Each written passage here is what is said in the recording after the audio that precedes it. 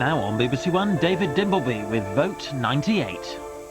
Tonight we'll discover the voters' verdict on Tony Blair's first year in government, as we get the results of local elections that have been taking place across much of England.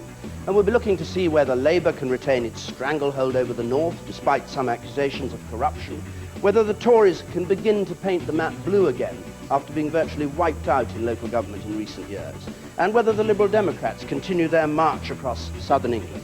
And we'll be watching London, where all the councils are up for re-election, and where they have this referendum declared tonight on whether London should become the first city in the United Kingdom to have its own directly elected mayor.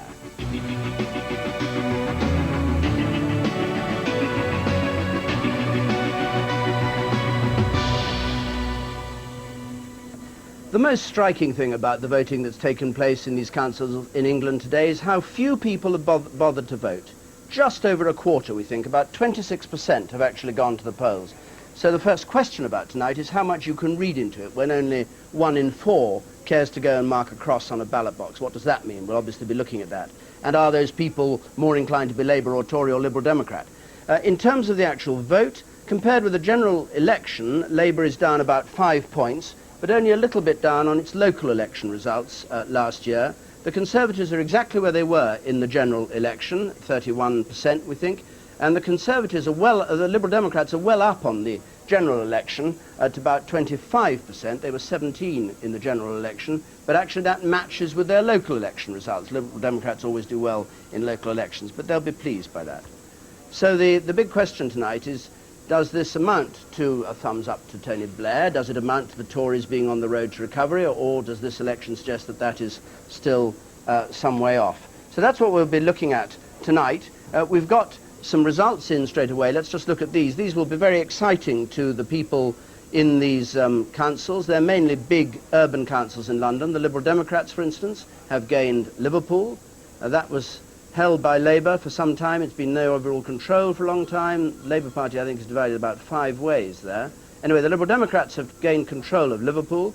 The Conservatives have gained Tunbridge Wells. Liberal Democrats have done very well there. The Conservatives have regained Tunbridge Wells. You might think that that had always been a Conservative stronghold. And Labour has held on to Trafford, where we'll be going later on. So those are the first results that we've had in. In terms of councils, we've got 25 so far come in. There'll be a lot of no change here. Liberal Democrats are up 1 at 4, the Conservatives up 1 at 2. It's perhaps not the councils that matter so much, though of course it does at local level. It's actually the way people have voted. And we've been not just recording the way people have voted, we've also been talking to people about why they voted the way they did and what they've made of this first year of a Labour government. And with all the evidence to back up our assertions, here's Peter Snow. Peter. David, quite a difficult election to judge this one. Just before we look at the poll in detail, let me just show you what David mentioned this broadly already. The figures are for our projected national share at this very early stage. It's still quite hard to judge because Labour, yes, they are 5% down at 39% in the general election, but this is a local election. Labour don't tend to score mighty highly in local elections. 39% is actually the worst they've done in local elections for about 5 or 6 years. Nevertheless, it is not a disastrous score for Labour all the same.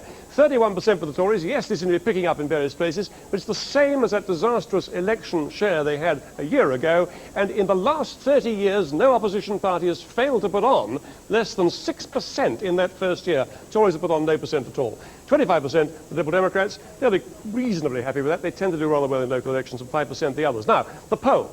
One salient point that came out of the poll was how well Tony Blair is doing in the eyes of people all over the country and how poorly William Hague is doing. Just look at this picture of the Hague leadership as compared with John Major. We asked people, how do you think William Hague compares with John Major?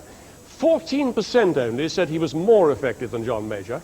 34%, a third of all we spoke to, said he was less effective than John Major, and 47%, nearly half, said there was no difference between him and John Major. Don't forget, John Major lost the last election, was a very unpopular Prime Minister. Now, this does suggest that for the Tories, there is a really huge challenge. Now, it was quite interesting that William Hague actually took a roller coaster ride soon after he became leader, and it's the roller coaster ride that, in a sense, illustrates the challenge in front of the Tories. There he is in having inherited the Tory party with the worst share of the vote in any general election since the time of the Duke of Wellington.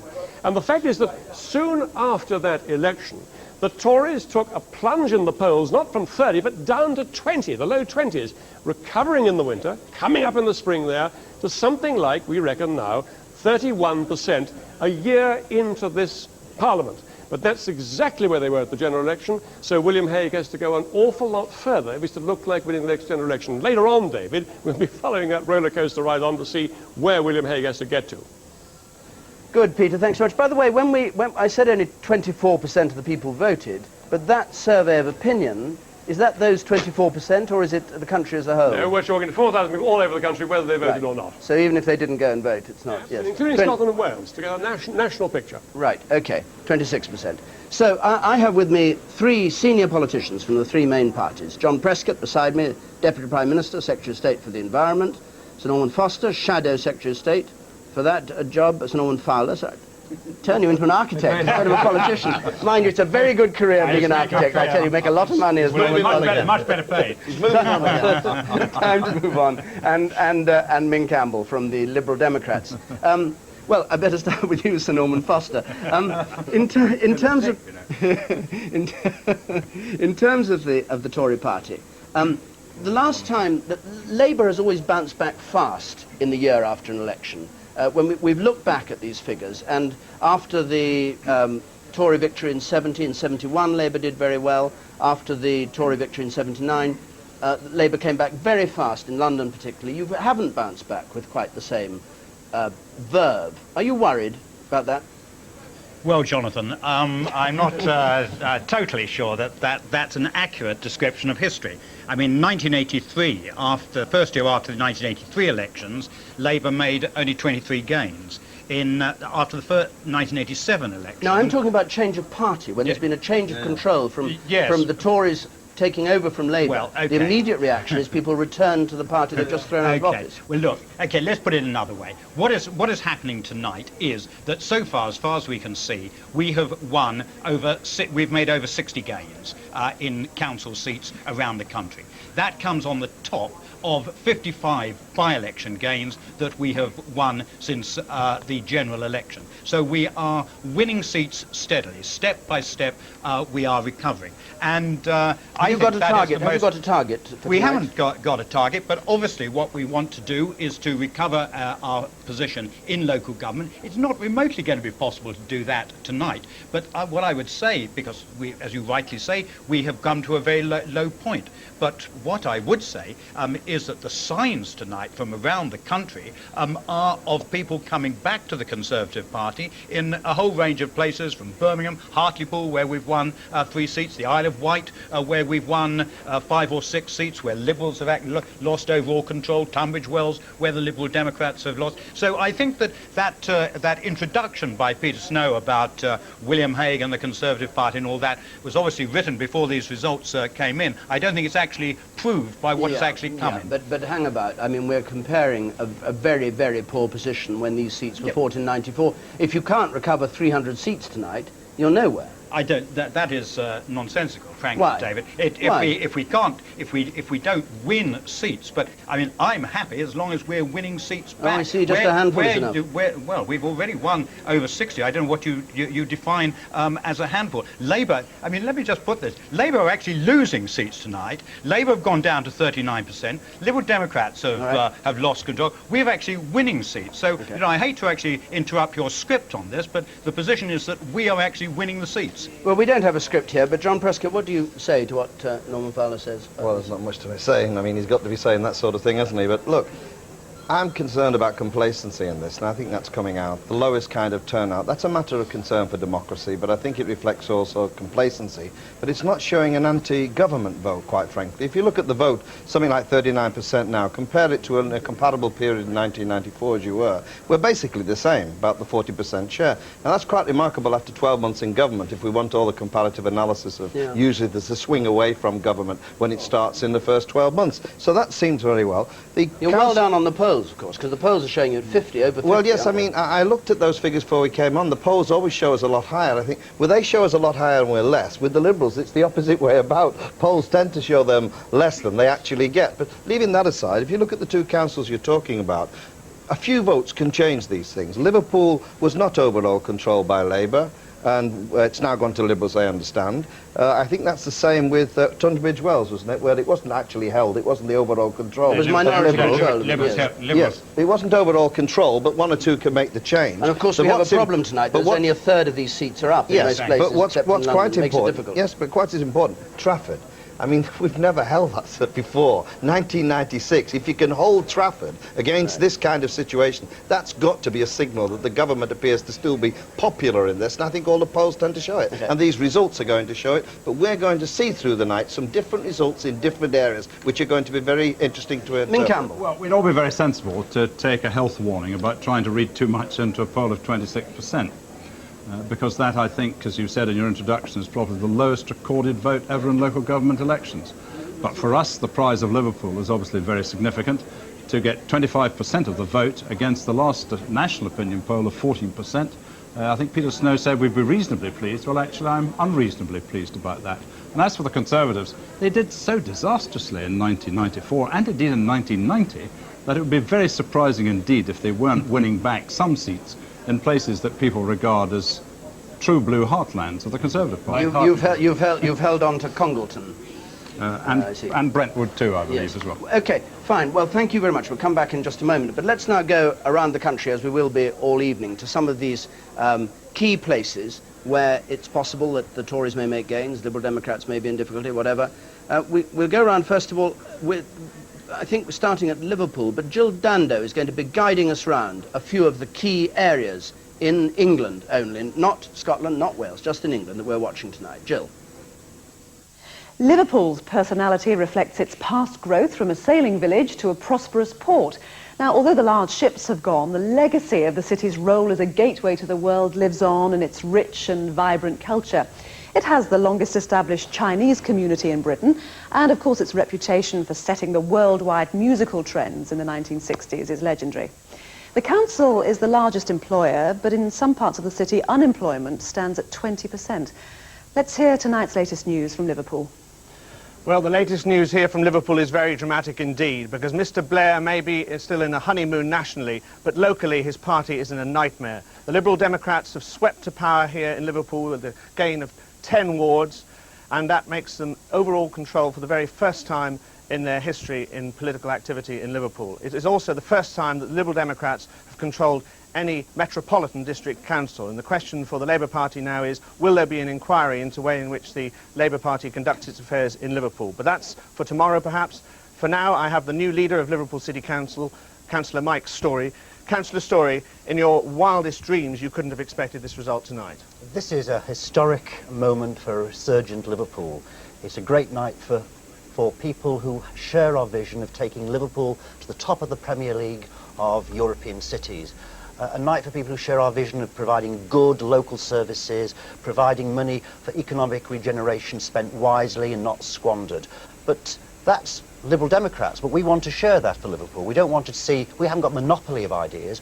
We speak for everybody in this community who wants to come forward and work with us, whether it be in trade unions, in business, in the arts, in other political parties. If they want to work with us to take Liverpool to the top, then we'll listen and we'll certainly work with them. But can you call it a mandate when the average turnout is about 20%? Well, there is a problem of low turnout. It's not just in Liverpool, throughout the country, and I think one of the reasons for that is the daft way we vote. It makes it difficult to vote. You have to search and find a polling station, all the other problems. And of course, local government has had many of its services, many of its functions taken off it by the previous Tories. If we're going to make local government work, if we're going to provide, you know, the proper responsibility for local government, then people will have a real desire to go and vote. People always say that the Liberal Democrats promise everything in different wards. Now you've got to run this city. Can you actually do it? Well, I think tonight we're going to give ourselves a pat on the back. I think there might be a small party. Tomorrow, the jacket comes off and we will start work immediately. It's not going to be an easy task. We've had 15 years of Labour in this city. Council tax is the highest, gone up, what, 62% in 4 years. It's going to be a hard task, but we're prepared to give it our best. Councillor Storey, thank you very much indeed. Birmingham has a strong tradition of civic pride. Its council serves 1 million people and has an annual turnover of £2 billion, making it Britain's second largest local authority. The pneumatic tyre was invented here, and one of Britain's most successful cars, the Mini, has been made here for nearly 40 years. The city is hosting the Eurovision Song Contest, of course, this weekend, and later in the month it'll be welcoming Bill Clinton and other world leaders to the G8 summit. Let's catch up with tonight's news in Birmingham. Well, here in Birmingham, perhaps no surprise, Labour have held Birmingham. It is a bastion for the Labour Party, so no great upset there. But what has happened is very important for the Conservative Party. This was a real point for them to try and get ahead, because the Liberal Democrats had become the majority party in Birmingham, and the target for the Conservatives was to overtake them, and they've just done it. They've now got 17 seats to the Liberal Democrats 16. They've just squeaked ahead. They're now the majority party again in Birmingham. And with me I have Vivian Barton, who is one of the new victorious Conservative councillors here.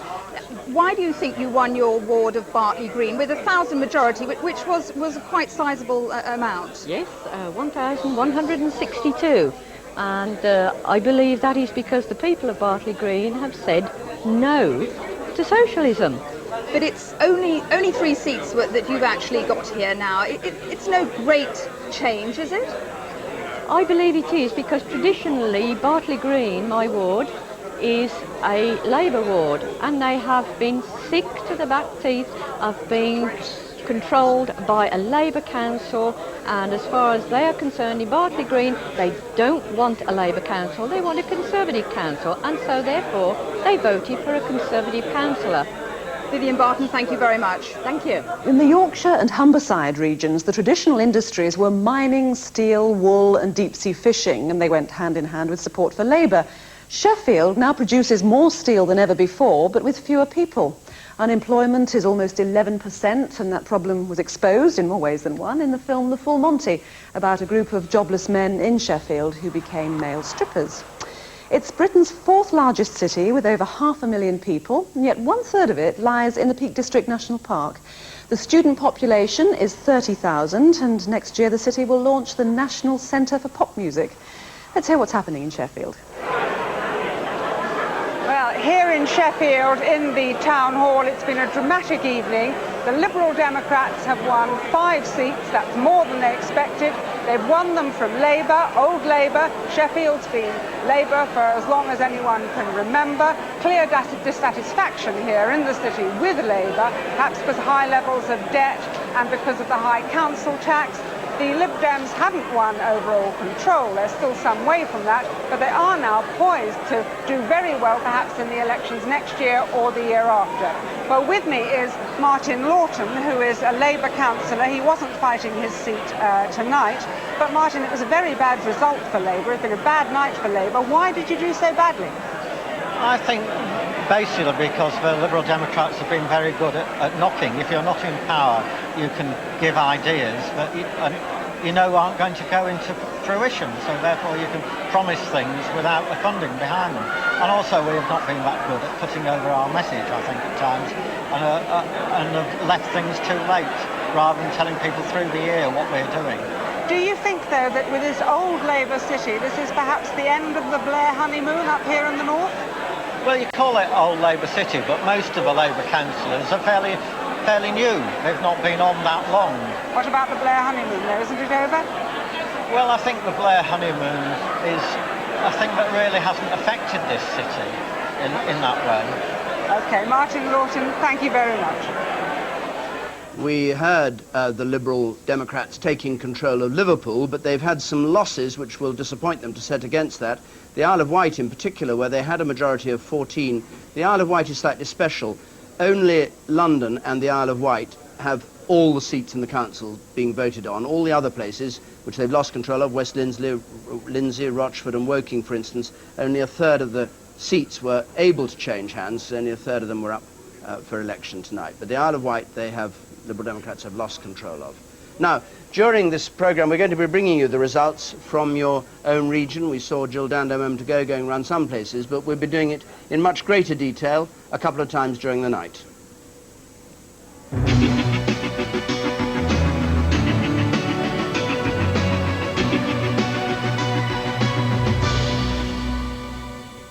Well, here in the north, voters have been going to the polls to elect 318 councillors in 15 authorities, from Craven in North Yorkshire to West Lindsey in Lincolnshire.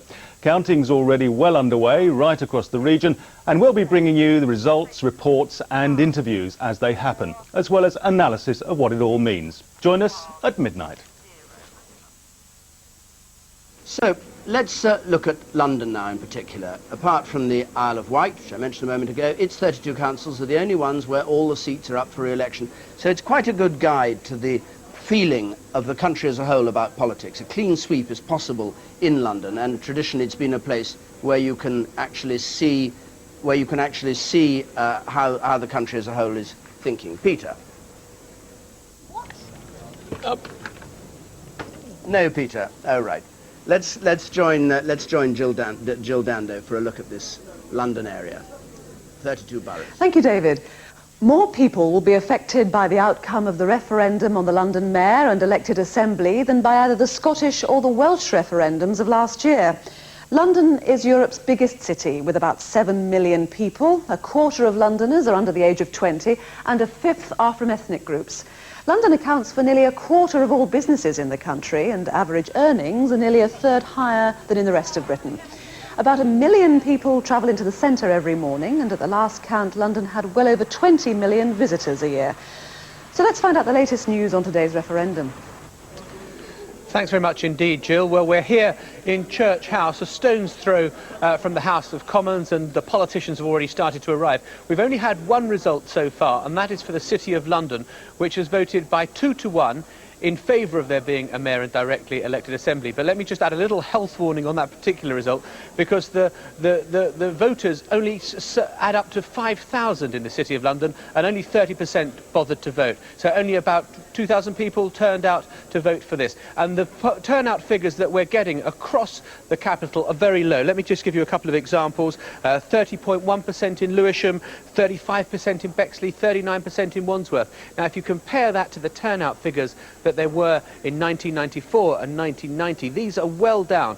And part of the problem, I think, that there has been here in London is that although there's been a rather effective yes campaign, there's been no argument. There has been no campaign. It's almost gone by default that people want a mayor, and we're seeing a very low turnout indeed. And I think that will be a worry to the politicians. And I spoke to one of the aspirant mayors here a few moments ago, and he said, frankly, people are sick of politics, they're sick of politicians, they're fed up to the back teeth with all of us. David. Thanks so much, John. Well, let's have a look at London, can we, Peter, in more detail? Sorry, lost me earlier. I was just preparing this fascinating little item on the poll we've done about the mayors in London. It's quite complicated, but it's really quite an exciting finish, you'll find. We talked to 1,200 people in London. We asked them in 2 goes. First of all, we gave them the choice of the Tory and Labour Party candidates for mayor. We said, OK, we'll give you Trevor Phillips, Ken Livingstone and Glenda Jackson for Labour, and we'll give you Stephen Norris, Chris Patten and Geoffrey Archer for the Conservatives. Which one do you prefer as the nominee for those 2 parties? And here's what happens. Here they are on their jet skis. Watch them speed along the Thames as they decide who the winner is. 41% Ken Livingstone, Glenda Jackson 22%, 13% Trevor Phillips. On this side, Chris Patten 35%. 21% for Geoffrey Archer, only 7% for Stephen Norris. So off they go then, the 2 nominees, and these are 1,200 people in London telling us who they think should represent the parties, coming up to confront Simon Hughes, the likely Liberal Democrat challenger for mayor. Now, in this race, Simon Hughes versus Ken Livingstone and Chris Patten, look what happens. Here they go. Simon Hughes going back on the jet skis. Ken Livingstone coming forward 39%, leading 12% ahead of Chris Patten, and leaving the Liberal Democrats way behind. So it does look in that sort of fight as if Ken Livingstone has a very long head ahead of the others. But now we bring on a mystery candidate. Guess who? None other than Richard Branson. Here he is. Now, he said he won't stand as mayor. We put him on a jet ski here just in case he changed his mind. He may do after this. And this is what happens when you ask people, put Richard Branson in there with the 3 political candidates and see what happens. Here we go. This is what happened. We talked to people today in London, and we find an absolutely almost a whisker lead there for Ken Livingstone at 30%, over Richard Branson on 29%, leaving Chris Patten way behind on 19%, and down there Simon Hughes on just 4%. So Ken Livingstone takes it both times, but Richard Branson, a very exciting challenger, David. Thanks very much, Peter. Well, down at Church House, where the results of the mayoral referendum are going to be announced, to speak to some of the people who might be candidates and talk about the issues that having a mayor of London will lead to people discussing, and talk about the kinds of things people would like to do. We join Janet Street-Porter. Janet. Hi, well that's the result from Lewisham, and I'm here with Geoffrey Archer and Glenda Jackson. Geoffrey, there seems to be a very low turnout altogether. Does it mean that people haven't really bought the idea of having a mayor for London? No, I don't think so. I think a year ago they had what they thought was the real election, and they're probably a bit sick of politicians and elections at the moment. This is pretty well in line with local turnouts in local elections. I don't think there's But it seems, I mean, you said time and time again this is a really important issue, and yet we're seeing turnouts as low as 30%. If it's so fundamentally important to people in London to have a mayor, why haven't they gone down to polling stations and voted? I think what is good about those who have voted, that the 75% so far have made it very clear they want a mayor against 22% who don't. So what you're getting is a really clear indication that that is what Londoners want, and I suspect that's true right across the board. Glenda, do you think this is a poor show, that people haven't really bought the idea of having a mayor? Absolutely not, and I don't think the low turnout can be attributed to apathy. I think it's certainty on the part of Londoners. When I've been out canvassing, I haven't met anyone who didn't think that a directly elected mayor and assembly was a great idea. In fact, I mean, people said to me, who in their right minds would vote against it? Now, if there had been a strong no campaign, if there had been any group that did not think it was a good idea, then I think you may have seen a different sort of turnout. But London is so certain that this is a good idea, that this is what they want. And we're seeing by the returns, I mean, the most recent one, 78% saying yes. Now, the people who have bothered to vote have said they want a mayor. Geoffrey, are you confident still of getting the Tory nomination? You're putting an awful lot of time and effort into it. At the moment I'm doing what I call listening and learning. I've spent the last year going around London. I've seen everyone from the Commissioner of Police to the Director of Traffic, to Streetwise, to Centrepoint, from London First to London Pride. I've used it as a year to learn and find out about London. I think that's the important thing. And more recently, spent my time on the Yes campaign, working for the Yes campaign to get people to vote yes. In our poll that we showed earlier, 35% of all voters wanted Chris Patten as the Tory nominee, and in fact, even Tory voters were voting for Chris Patten. Does this discourage you at all? No, I think Chris should, if that's the case, Chris should come onto the field. He'd make an excellent name. Could you be tempted to run, Glenda? I mean, you feel very strongly that there should be a mayor, and you're encouraged by the fact that so many people are voting yes. Could you be tempted to run? Well, I was taught always to give in to temptation. So you could be tempted to run? That is what I'm saying.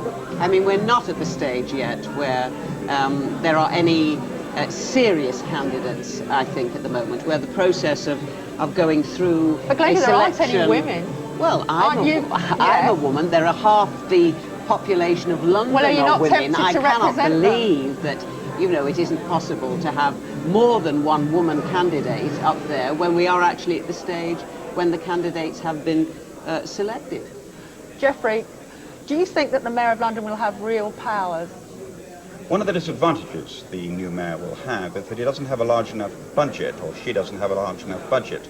They may not be able to handle the problems, such as the fact that the infrastructure of the tubes requires immediately 1.2 billion, and over the next 15 years, 7 billion, in order to take it into the 21st century. It'll be vitally important that there's possible to have a relationship between the mayor and the government, because either the government will have to pay that money, or we will have to ask other people to come in and invest in the tube system. It'll have to be one or the other. There's no other way of getting money. So the mayor himself will not, or herself, will not have that sort of power, because with 3.5 billion as the overall budget at the moment, they simply won't have the money. Thank you both very much. Now it's back to David. Thanks, Janet. Well, that result that Janet mentioned at the beginning from Lewisham was a 63% yes vote, which is not the 75% people have been talking about. We don't know how Greater London will come out altogether. I'm joined by Ken Livingstone, the MP for Brent North, and the man who Peter Snow showed on the jet skis. I don't know whether you saw it, Mr. Livingstone. I don't know whether you can jet ski, but anyway, there you were, in the lead, as people's choice for Mayor of London. Well, I was delighted with the poll, because that's the first poll that shows my position being stronger than Richard Branson. So far, all the polls have shown Richard Branson well ahead of me. And I think a lot of this is simply the fact that there's all these press stories saying, well, Livingstone won't be allowed to stand. has kept my name in the limelight. It's quite amazingly bad tactics on the part of those people who are trying to keep me out. Do you think Labour will allow you to stand? Well, almost all this briefing has been by very junior officials in the Labour Party machine, people who never meet Tony Blair. Certainly they're not privy to his thinking. At the end of the day, Tony Blair will have to decide. Okay. And John Prescott said something to you, and I couldn't It's not Tony Blair that decides it, it's the party that decides it. And I think you'll agree that. Yes, but the reality is, as John knows, that when we're at an NEC meeting, the leader doesn't lose votes.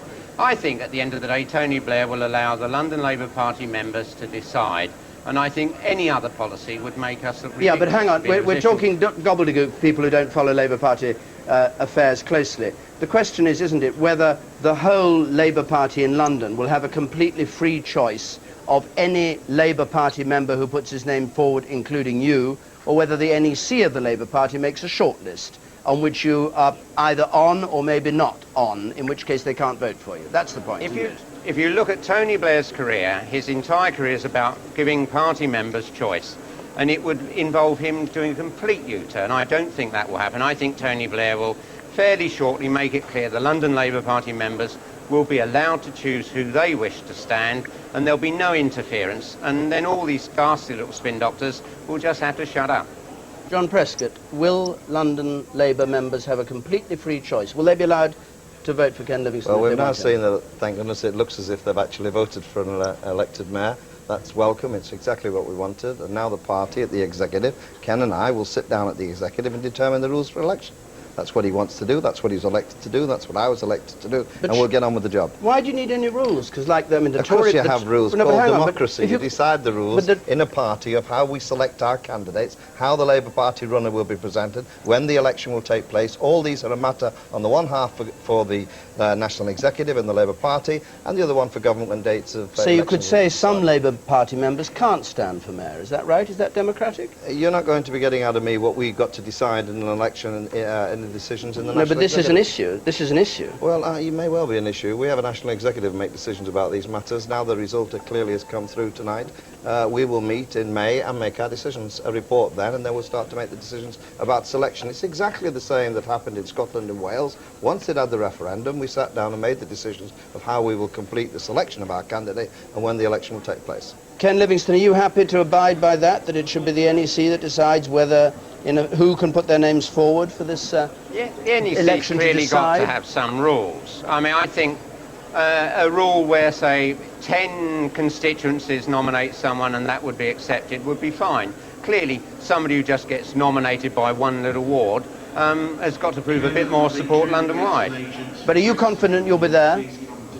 I can't believe Tony Blair is going to make us look less democratic than the Tories, and I hope we get over this soon, because I think that what people want to hear is what I'm going to do about the buses, what I'm going to do to improve public transport. And on this, there is no disagreement between John Prescott, Ken Livingstone or Tony Blair. We want to see a decent transport system for London. OK, and one last thing, Ken Livingstone.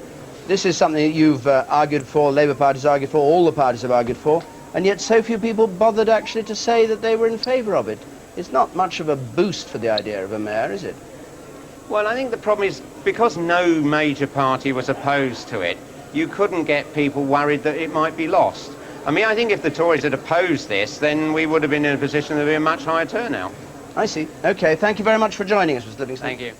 Now, Peter Snow, you have news of that referendum and the prediction of the result, or the real result? Yes, indeed, no, a prediction result. The real result went away for another 30 counts. But 32 boroughs in London, and that little area in the middle there, the City of London itself, so 33 counting areas, 2 results in. Lewisham, green yes to a mayor and an assembly. The City of London, green for yes as well. Now, how do we add it all up? Well, what I want you to do is to imagine the River Thames as a racecourse, with Westminster Bridge as the starting line down here, and Tower Bridge as the ideal target for either side. Half of London's 5 million electorate.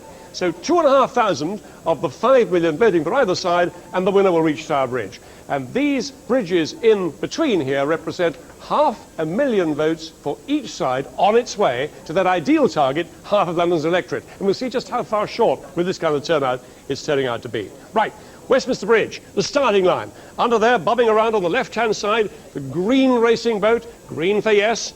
Over here, the red racing boat, red for no. Under starters' orders, off they go. Let's see what happens. Here they are, just chalking up the two results in so far in Lewisham and the City. 11,000 odd for no, 41,000 for yes. Now, of course, whichever boat ends up ahead will win, because you only need a simple majority. But the nearer to Tower Bridge the winning boat ends up, the more convincing that victory will be. And look how far the boats are away at the moment. Of course, another 30 odd boroughs to count yet. So here's Tower Bridge. Let's count up the votes on either side. Yes, so far, with just two in, 41,165. The turnout, well below a third of the electorate, 30%, 11,634 for no. That is a 78% to 22% yes. On the turnout again of 30%. And we're now forecasting that the yeses will get it, because we reckon that people are voting fairly typically in both these boroughs, and that's the way it's going to go. Something like a 3-to-1 yes is going to be the outcome at the end of it all. But this is an early forecast. It's going to be yes to a mayor and an assembly for London, David. Thanks so much, Peter. The Tories have taken Runnymede, which they were looking forward to recovering, and the Liberal Democrats have lost control of Colchester. Alex Dunlop is there. What's the story, Alex? Well, as you can see, it's pretty well all over bar the shouting, David. Yes, Colchester was a Liberal Democrat stronghold. Their only one in East Anglia. I say was because a few minutes ago they lost it. Before tonight, they had a majority of 4. Labour and the Tories were hoping to squeeze them out, and they've succeeded. The Lib Dems have lost 5 seats. 2 to Labour and 3 to the Conservatives. There is some small consolation for the Liberal Democrats. One of their candidates, Bob Russell, has got back in with a reduced majority. He happens to be the town's Liberal Democrat MP. I'm afraid apathy won the day. The turnout, I've just been told, is 32%, and that's well down on the same time these seats were contested. Alex, thank you very much indeed. Well, sitting here with me through the night to talk about the results, Professor Anthony King of Essex University and Robin Oakley, the BBC's political editor. Tony King, first of all, what do you make of what we've had in so far? One of the things we have to remember is that these really are local elections. The variation from part of the country to part of the country, from kind of council to kind of council, is quite remarkable. I mean, here you have the Liberal Democrats actually gaining Liverpool, one of the largest local authorities in the country, from the Labour Party, or at least a Labour-dominated council, and then down in the south of England losing the Isle of Wight. These really are local elections. But one of the things we're going to be keeping an eye on is, are the Conservatives recovering? And I'm bound to say the signs of that are very small. They are picking up seats. The last general election last May, they got 31% of the vote. Our current projection still has them on 31% of the vote. They're not in the ditch, but I think the idea that they're on the road to recovery Norman Fowler is a bit seems to think they're soaring high. I heard him say that. Okay. Robin Oakley. Well, I think the Tories are going to be relieved that they are, in a sense, bottoming out. They've gone through so many rounds of elections over so many years now, setting new lows on every occasion. At least on this time, they seem to be making some small progress, but it's not going to be anything like the progress that they need to put themselves back in the position they were when these same seats were fought 4 years ago. They'd need to make something like 440 gains to do that. They're not on target to make that kind of recovery. What do you think Labour is going to make of what's happening on the basis of what we've had in so far? I think Labour will think that they got their tactics right when the National Executive sent out a memo a little while ago saying rubbish the Liberal Democrats as the party of cheap sloganising and amateur economics, because the signs are that where Labour are suffering, it's in the northern municipalities where the Liberal Democrats are their main rivals. They have been able to hit at old Labour, I think, in the northern municipalities. Perhaps a little bit of effect there from some of the sleaze allegations against some long-standing Labour councils. And the Liberal Democrats have lost control of 1, 2, 3, 4, 5, 6 councils so far, I think it is, but their popular vote is rather strong. Popular vote's doing all right, but I think where... Is that the Tony King factor? These are all quirky? They're quirky, but I think the Liberal Democrats must be worried that there are some signs here that they're cozying up to Labour in the policy of constructive opposition, supporting some things that the Labour government is doing nationally, is hitting their effect. Well, you'd be surprised, because our poll, I think, we'll hear from later on, I think shows that on the whole, Liberal Democrats rather like that. I mean, they approve of the cosy relationship. They belong to the Ashdown should be in the cabinet. We'll talk about that later on. But we have to let's have a closer look, region by region, at your own results.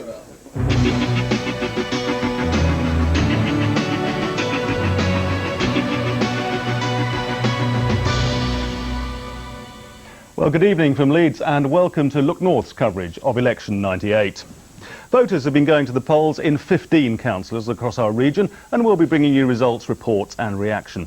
And Professor Colin Mellors from Bradford University will be giving his expert analysis of what it all means.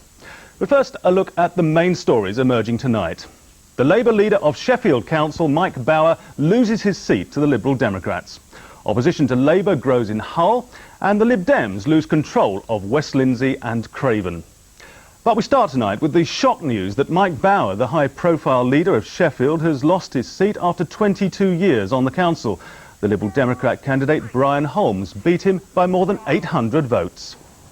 After 6 years as leader of the council, Mike Bower could barely believe his own calculations. But the returning officer confirmed his worst fears in one of the earliest results declared. I hereby declare that Brian Holmes has been duly elected to serve as member for the Netherthorpe ward. Brian Holmes scored 1,900 votes, Mike Bower just over 1,000. But it's a very heavy defeat. I mean, it's 1,800 to just over 1,000. There's a very big margin, almost 2-1. So nothing, I mean, we worked very hard, did a lot of work, and nothing indicated that this is the way it would end up. So. Mr Bower added that there were lessons for Labour and the council from this, though he didn't know what. Well, our reporter Sue Cameron joins me now, live from Sheffield Town Hall. Sue, what's been the reaction to Mike Bower's defeat? Well, clearly Labour's desperately disappointed, but I don't know that they're that shocked, because Mike Bower only held on by a couple of hundred votes last time, and the Liberal Democrats have really been targeting his seat as hard as they can. They were desperate to get him out because they saw him perhaps as a symbol of all that they reckon has been wrong with the Labour administration here. The high-handedness, the Liberal Democrats would say, the poor management, the high debt, and therefore the closing down sometimes of services, libraries and swimming pools. So not too much shock, even though there is great disappointment. And of course, if the Liberal Democrats had failed to unseat Mike Bower, then that would have been a very bad result for them. Very briefly, it's not just Netherthorpe, is it? The Liberal Democrats have made some real inroads into Sheffield now. Well, they've now got another 5 seats, of course, tonight, and that, though they haven't won overall control, that does mean that they're well situated, perhaps next year or the year after, to take control. So it is steadily rolling back this Labour stronghold. Sue Cameron, thank you. Well, time now for a look at some results in brief from around the region. First of all, in Bassetlaw, the Labour have held on there, no change other than the Tories taking 2 seats, they're up 2. On now to Lincoln City, where Labour hold there. They've in fact increased the number of seats to 3 and the Tories have picked up 1 as well. On to Wakefield, where Labour are down 1 but holding on to the council, and that 1 seat has been picked up by others.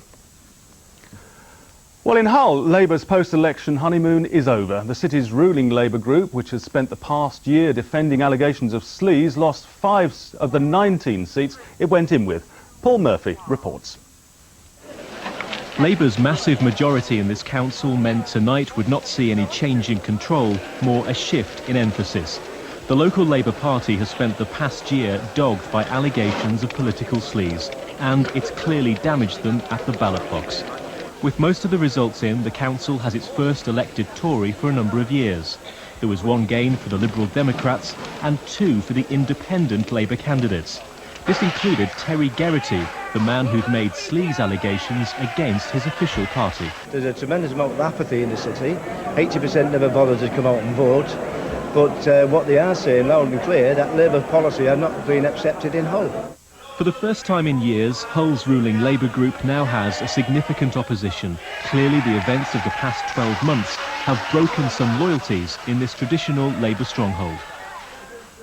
But it's been a bad night for Labour in Calderdale as both the Tories and the Lib Dems made gains. Phil Connell reports.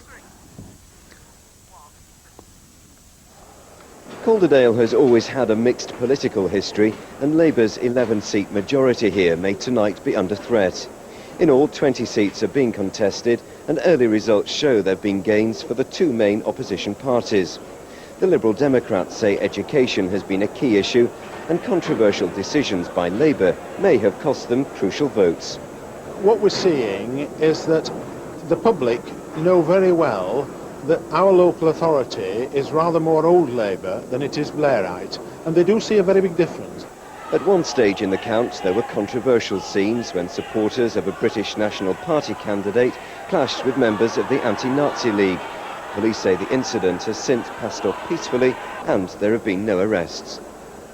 And we've just heard that Labour has held on to Calderdale by a single seat. Their control now rests on the vote of the Mayor. Time now for a look at some more results from around the region, starting with West Lindsey. There, the Liberal Democrats, who were in control of West Lindsey by a majority of 3, have lost control. They're down overall by 2 seats, and the Tories have won 3. And on now to Craven, another Shire county area. There, the Liberal Democrats have lost 5, and the council goes further into no overall control. And there'll be a full results service on your BBC local radio station and on CFAX page 160. Well, Professor Colin Mellis from Bradford University joins me now to help put the results into perspective. Colin, first of all, how important has been this development in Sheffield and Mike Bowers? I think it's very important, and we've seen the Liberal Democrats targeting places such as Sheffield in recent elections, and now they found themselves with a potential platform that they could actually make the breakthrough next year and take over control. If you look at the figures, for the first time the Liberal Democrats have actually scored over half of the votes cast in Sheffield. Admittedly, like everywhere else in the region, not too many votes have been cast tonight, but certainly the Democrats will be very pleased. But what about West Lindsey and Craven? They've lost ground there. They've lost ground there, and that is perhaps one of the few signs of a Conservative comeback in the Shire counties. But I think the overall message we've seen today is really Labour staying at home more than the Conservatives coming back. Yes, how important an impact has that low turnout had, do you think? It's had a tremendous impact. It's had a tremendous impact in terms of the results, and I think it will tell the Labour government something as well. And it also tells us something about the value that people attach to local government. Yesterday's voting, has been the lowest since reorganisation in 1974. In probably 4 or 5 Sheffield seats, the turnout was below 20%. And that's the context in which, over the next few months, I'm sure we're going to see a debate about the reorganisation and the revalidation of local government. Colin Millers, thank you. Well, we'll be back at 1 o'clock with more election news from the Look North region, including reaction from a panel of leading politicians. But we'll leave you now with a reminder of the top stories so far tonight. The Labour leader of Sheffield, Mike Bower, loses his seat after 22 years on the council.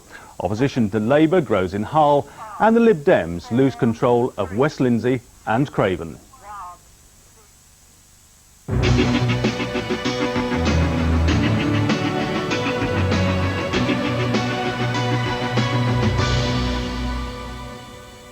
And this is how things stand at 8 minutes, just a bit after midnight. With the council results, first of all, let's look at those. Labour on 62 tonight, and no change so far. The Liberal Democrats, they're on 12, they're down 5. The Conservatives on 5, they're up 2, and there are 3 more, no overall control. Liberal Democrats gain control of Liverpool. Liberal Democrat losses, the Isle of Wight, West Lindsey, Rochford, Woking, Colchester and Hastings. Conservative gains, Tunbridge Wells and Runnymede. Labour losses, Cambridge. And Labour holds in Trafford, Bristol, Crawley, Rochdale, Tamworth and Waveney. And this is how the London referendum is running in actual results at the moment. 78% yes, 22% no. Peter. And David, 2 contrasting pictures in national terms. This is why the Tories are making the gains, because they're 5% up on what for them was an atrocious election in 1994, local election 94. Labour Party are down on what was a very good election for them, and the Liberal Democrats are down. So, Liberal Democrats losing a few, Tories winning a few, Labour losing a few. But that allows us to project the national share of the vote. This is the pattern now of what we estimate the support for the parties nationally is as a result of those changes on 94. And here we see Labour on 38%, 6% down on the general election, 32% the Conservatives, just 1% up on where they were in the general election, but still doing pretty poorly for an opposition 1 year in, and the Liberal Democrats on 24%, doing rather less well in local elections than in recent times, but compared to the general election, of course, substantially up. David. Peter, thanks very much. Let's go down to Tory party headquarters where Hugh Edwards is. Hugh, what reaction have you had from the Tories to the results that have come in so far? Do they agree with Peter Snow, who says it's rather disappointing for them? Well, David, what I'd say is this, that so far I've been trying to gauge what the Tories are realistically expecting, no matter about the grandstanding and the spinning, what the realistic expectations are. Started off during the course of the evening with around 250 gains, told a little while ago that it might be less than that, so clearly in terms of advancing, it's modest if it is an advance. And with me, one of Mr Haig's closest lieutenants, the MP Alan Duncan. Mr Duncan, if an advance at all this evening, it seems to be a very, very modest one indeed. That's very bad grandstanding and spinning from you, because we have never said 250 gains. Not publicly. But what I never, even privately. Well, that's for me to say, but still, yes. Well, I know, but you won't say it because you're being spun. But, I mean, what we're seeing tonight, and it's very early days, is a modest advance. We're seeing, I think, that the Labour Party is going back a bit. We're seeing that the Liberals have come off the top. And we're seeing that we are making a slow, a gradual but steady advance. And I think that is a realistic prediction for the rest of the evening. We'll see what's going to happen. But I think that it confounds a lot of the critics, but it is a steady advance, and I think that it shows that the leadership of William Hague has laid foundations which are going to be credible for the future. We're looking roughly, very roughly, at this stage, at around 31% of a national share of the vote for the Conservatives this evening, roughly what you got on May the 1st last year. So how do you square that with an advance of any kind? Well, I think that if you were to look at the figures for the general election, we'd have been stuffed in a lot of these councils, and tonight it looks as though we're going to do rather better. Of course, the statistics will compare what we do today with what happened 4 years ago, but I think what we're seeing is a steady advance, and I think this is probably better than many people expected, and I look forward to seeing what happens in the rest of tonight's results, in the hope that we actually make modest improvements in what we did last time. I want to touch finally, Mr Duncan, on some of the findings in the national opinion poll that Peter Snow talked about earlier on, about the leader himself, Mr Hague himself, and the findings there seem to suggest that he's having some difficulty establishing himself as leader, and indeed that lots of people might prefer and still prefer Mr Major as a potential leader for the Tory party. Is that a problem? Is this a problem in terms of establishing Mr Hague's authority? If you, with your usual professional integrity, give William Hague the publicity he deserves, then people will see the merit of his leadership. Mr Duncan, thank you very much indeed. And David, it's back to you in the studio. Hugh, just before you go, why are you outside in the cold and not in the nice, warm, cosy heartland of the Tory party? I think the Conservatives take the view, David, that this evening is an evening of private number crunching for them in there, and Labour and the Lib Dems this evening are happy to let us in, but the Conservatives are happy to let us out in the balmy evening. Thankfully, it's not a very cold evening, or otherwise my readout of this situation would be much less pleasant than it is. OK, thanks so much. We're back with you later on. We go down to Michael Crick now, who is looking at the voters rather than the politicians of London. And where are you, Michael? At Waterloo? Victoria? I'm at Waterloo. Waterloo. Waterloo Station, here I am. And it's about an hour, I think, until the final train here at about 1:10 And I've managed to persuade a selection of late-night stragglers to stick around and have a word with us. Now, Carolyn, you are probably in a majority today in that you didn't actually vote at all. Why was that on a historic day for London? I didn't actually get the chance during the course of today. How would you have voted if you had the chance? Probably a no. Why is that? To be honest. I probably haven't watched enough of the coverage on the television or anything, but I don't actually see a need for a Mayor of London. No, Ree, you voted yes, I think. Why was that? Because I think London needs the voice. We need to get things done. Apathy is the worst disease. So let's get on and do things, and I just think it's the best way. You know? What kind of things? Everything. Look at the transport. The city's a mess. It has been for years, so it can't get any worse. I'm sure the Mayor can do something, pull it all together, you know. Now, David, you voted yes as well, but I think with some reservations. Yeah, I mean, I think there is lots of opportunities for someone to do something useful, but the problem is someone like Ken Livingstone, who's probably the #1 candidate now, he was actually in office 10 years ago and he had quite a few problems then. So my only worry is that if someone actually does get elected, what's he going to do, and is he going to have the tools to actually do anything when he gets into power? Or she, I think. Of course, Tony Blair may do his best to ensure that Ken Livingstone doesn't get anywhere near elected. Well, the only person in Britain who can actually do anything at the moment is Tony Blair, and he's already got a job that he doesn't want to leave, so that's the big problem, I think. Now, George, you voted no today. I did, yes. What made you vote no? I think because I haven't really seen any proof that there's any framework for someone to be able to pull all of these different forces together. Throughout the rest of the country, there's separate councils. That's virtually what we've got in London, so I think it's the job of central government to pull these things together. But wouldn't a mayor provide more of a focus and be able to argue more strongly with the government than 32 London boroughs can? Quite possibly, but it works for the rest of the country. I think it's just another level of bureaucracy. Now, Paul, you're probably in the majority in terms of the actual referendum today. You voted yes as well. Why was that? Well, I got the impression that very few people were voting today, and it seems an interesting experiment to try and get another reconstituted mayor. So I thought to give us a try. I think a lot of people will give things a try, like they'll give Europe a try, even if they find it's not a disaster afterwards. So who would you actually like to see as mayor of London? Well, I'd give Branson a chance. I think he can get things done. What sort of things would you like to see him get things done? Well, there are lots of things that need doing in London, and I think he would probably get things done rather than just talking about it. Now, what about some of you people here who also voted yes? Who would you like to see? You said Ken Livingstone. Why was that? Well, I mean, someone who's actually going to say what he thinks, who doesn't shy away from being controversial. I think Ken Livingstone is proven to do that kind of thing. But it doesn't really matter who it is, so long as that person actually believes in London, likes London, really wants to do something for London and is prepared to have a go. So David Mellor, Ken Livingstone, as long as it's not Jeffrey Archer, that's the only person that I've just... Why is that? Well, I mean, London's a great place, so, let's not ruin it by putting Jeffrey Archer in charge. But I think it's a very important job, and it's a serious, absolutely serious opportunity, because people who live in London have noticed, it's got much better in the last 5 years. London's become fashionable, it's a great place to live. However, travelling around London, as Rhys said, is just a nightmare. Paying council tax in one area at one rate and another area at another rate. I mean, it doesn't really make sense. OK, well, thanks very much indeed. And with that, back to you, David. And I'm off to Brick Lane next. OK, Michael, thanks so much. We'll join you down in Brick Lane later on.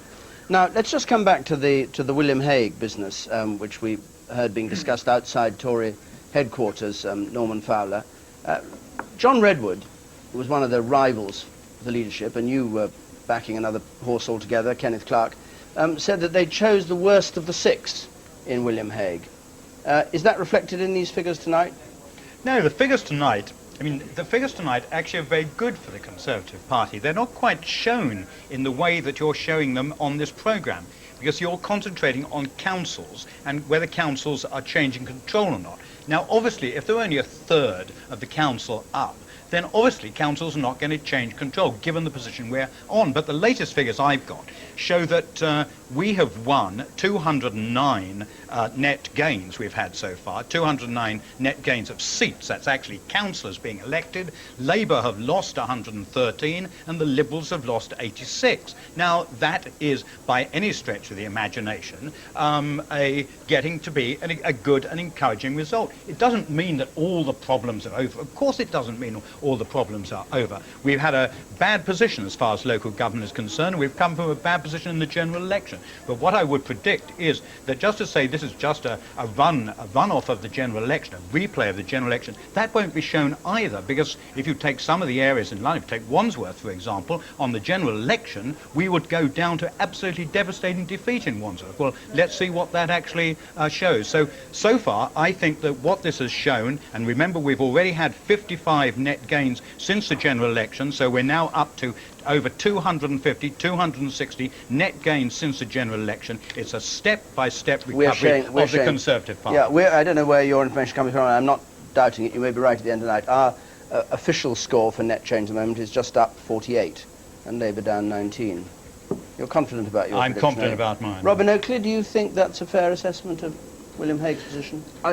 No, it's a considerable puzzle, I think, to those of us who spend our lives reporting politics, the public reaction to William Hague, in the sense that he does a good job in the House of Commons, he's effective at Prime Minister's Question Time, he's a better platform speaker than either Margaret Thatcher or John Major, and yet you go out in the country at a by-election or during local elections, you talk to people on the doorstep, and they say, the man's something not very polite, and I can't consider voting for him. I think the Tories have got a real job to do in selling the image of a new leader. It always takes a long time launching a new leader, perhaps harder than usual given the Blair effect and the euphoria that there has been for Labour in this first year.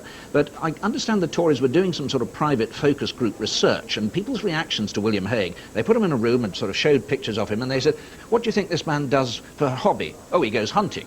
What do you think he drinks? Oh, gin and tonic. Well, of course, those are completely false images for the kind of life that William Hague lives, and it just suggests that the country and people of political interest even don't know the man at all, and the Tories have got to get down to selling him if there's ever going to be any different kind of reaction. David, could I just say one thing before you go? Yeah, about his drinking habits.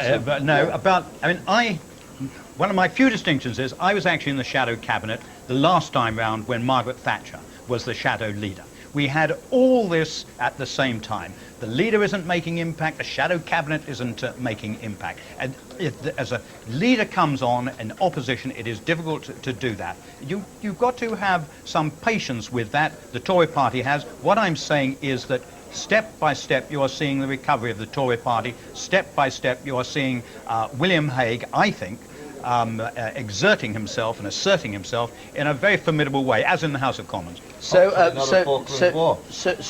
John Prescott, do you think that William Hague is going to be a real challenge in 2-3 years' time? I think it's... I mean, you're speaking as a professional politician about a colleague. It is difficult for leaders to establish themselves. I think it's too early to tell. I can remember, quite frankly, when Mrs. Thatcher was first elected and everybody said, great, those on the left, she's not going to make it, we're going to win against this woman. Can you remember when Michael Foot was elected? Yes, and I mean, we've had all those things. I think it does take some time. But Mrs. Thatcher was really low at one stage. It was the Falklands War, and from then on, she came in the people's minds and eyes a leader. And I think her strength came from that. Hopefully we don't have to go through such an experience again for Mr. Hague, but it's something we can watch. It's something we can watch and enjoy, quite frankly, while we get on with government. And after 18 years of it, I'm quite happy to do that. And is Mr. Prescott right to take that line, Peter, in view of what the public are saying? Do they flesh out that image, or Norman Fowler's one? Well, I think it's always rather a mixed picture we have, David, you see. I mean, first of all, may I say, to take up Norman Fowler's point, to be fair to him, it's not just William Hague's leadership that seems to be the problem with people, it's the Tory party itself. I mean, just have a look at this. Has your opinion of the Conservatives, not just William Hague, gone up, gone down, or stayed the same since that disastrous general election a year ago? Here's what they say. 6% say it's gone up since the worst defeat since the Duke of Wellington's time. Gone down 22%. 22% say it's gone down, and 70% said it stayed exactly the same as when they had that serious defeat. Let's just go back now to that roller coaster. I mentioned it earlier. William Hague took this wonderful roller coaster ride a year ago, just after he became leader of the Conservative Party. 31% was the share of the poll that his party won at the general election. The worst, as I've said, for 170 years or so. Down he went in the polls in the summer of last year, recovering now a little bit, coming up now, and our latest estimate of the share of the vote is that it's 32 and rising. We have a feeling it may be a little bit up on 32 now. We'll soon see when we get the latest figures in. But that is a little bit up on the general election, but it's still badly down on the kind of place the opposition should be at this time in a parliament. Where should he go from now? Well, the answer is he should be going up from now on. He's going to take some tumbles in the years ahead, but by the time of the European parliamentary elections in June 99, he should be up in the high 40s. And then by the time of the local elections in June 2000, May 2000, he should be certainly way up there in the mid to high 40s, because he's going to take a plunge at the end. Oppositions usually do, governments come back, and he'll need the momentum to steam through that magic figure of 43% that he'll need if he's going to have a hope of winning the election, which could be at the earliest, I should think, about May 2001. So there's the broad picture then. There's his target, 43%.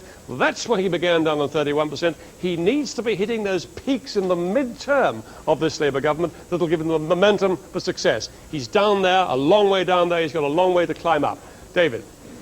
Let's have a look now at the Liberal Democrats. They're running 25% as against 26% in the local elections last year.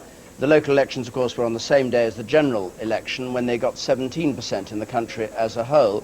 Let's go down to Winchester and join Diana Medill. Diana. Yes, good evening. This was a Liberal Democrat stronghold before tonight. Remember Mark Oaten's spectacular rematch against Jerry Malone, the former Tory health minister, in a rerun of the general election. Well, tonight it is still a Liberal Democrat stronghold. They have retained Winchester City Council. And Julian Lewis, your Conservative MP in nearby New Forest, there's still a long way to go before you come out with the political wind, Lewis, here. Oh, I think we've made a very good start tonight, because if there was one city council in Hampshire where I would have predicted no Tory gains at all, if I'd been unwise enough to predict, it would have been Winchester, because even at the election wipeout on May the 1st, the Conservatives had a very close run with the Liberals, but then the by-election, as you said in your introduction, had been a massive disaster for the Conservatives, massive boost to the Liberals, and yet we've taken 2 seats off them tonight in Winchester, and in this area, in this Euro seat, the Liberal Democrats went in to the elections tonight in control of 4 out of the 5 councils, and they've lost overall control in 3, and Winchester is the only one they've hung on to, so it's a good result from the point of view of our recovery. Tory spin or truth, do you think, Mark Oaten? Well, it's hardly sort of Hague fight back. I mean, let's face it, there have been 19 seats tonight here in Winchester. We've won 16 and the Tories have won 2. That sounds to me, by any measure, it's a superb result for the Liberal Democrats, and no sense at all of a fight back for the Tories in this seat and indeed in this region. Good news tonight for the Lib Dems, and a long way yet for the Tories if they're to recover. Now, Alan Cleaver, you're from the Hampshire Chronicle. How come the Liberal Democrats have made themselves the natural party of government here? I think a lot of hard work on the ground. They're certainly very good at putting out information and leaflets and newsletters. So I think they've won a lot of people in that way. So local issues rather than national issues? I think so, certainly. And I mean, housing, planning, environment, all of those issues very much of a concern to So why can't the Tories get it together, do you think? I mean, it would seem that they are. I mean, there seems to be that sort of blue horizon this morning. It's very distant. Well, it's you know, a couple of games for the Tories, and so there would seem to be that it's coming that way. But they've got a lot of work to do. I'm sure they would recognise that. Or maybe the attention should be focused on the Labour Party, because they have lost out to the Liberal Democrats in Winchester again. Well, they're furious. There was a leaflet put round today which looked all for the world like a Labour leaflet. It was actually put out by the Liberal Democrats. They consider this underhand tactics, and they're blaming much of their defeat on you know, dirty tactics by the Liberal Democrats. I really don't think one leaflet affects election results. Labour are actually failing to deliver on education, health, those promises, and the electorate have turned against them. Paul Nathan, you're from the Countryside Alliance. How much do you think the rural issue has affected people's voting here? I think it's starting to come through. I think what we've seen over quite a few years now is local politics being dictated by national events. So which party is actually stepping in and capitalising on these concerns in the rural communities? I think pleasingly we've seen progress from all of the parties. We saw all of the parties represented at the march, and we saw a lot of positive decisions. So they've taken the issue under their umbrella, but how much do you think they'll convert it into any sort of policy, and so that will be changes along the lines of what you would like? I think we've got to wait and see. We have to give this government a chance. But how long can you wait and see? Local politicians a chance as well. You will give them a chance? Yes, until... I think we wait and see. If there needs to be another march at any stage in the political process, then it can come off, but we give them an opportunity. Thank you all very much indeed. And so Winchester remains Liberal Democrat tonight. And here is the result of council elections so far. At the moment we're running at Labour at 70, no overall change. Liberal Democrats on 12, they're down 5 in terms of control of councils. The Conservatives on 5, up 2, and 3 more to no overall control. And when it comes to councillors, Labour are down an overall 19 at the moment, 230. The Conservatives up 51, it's still early days. There are over 4,000 to come in, 101. The Liberal Democrats down 29 at 98. Independents 7 up 2. I'm not quite sure why no overall control is there as a councillor. I think that's a slight error. A councillor with no overall control is very, very unlikely in modern politics. Liberal Democrats have gained Liverpool, and Liberal Democrat losses Isle of Wight, West Lindsey, Rochford, Woking, Colchester and Hastings. So they've lost 6 overall. So, I mean, Campbell, it's a bit disappointing in terms of councils, because you always like to have these councils. You use them as sort of flagships. Popular vote, not so bad. Yes, and as I think as someone else said a moment or two ago, it just needs the change of 2 or 3 seats sometimes for these councils to change control. We gained 386 council seats 4 years ago, and if Norman Fowler's figures that we're only 86 down were to be correct at the end of the night, we'd be very satisfied with that. I'm disappointed about the Isle of Wight, obviously. We've held that since 1981.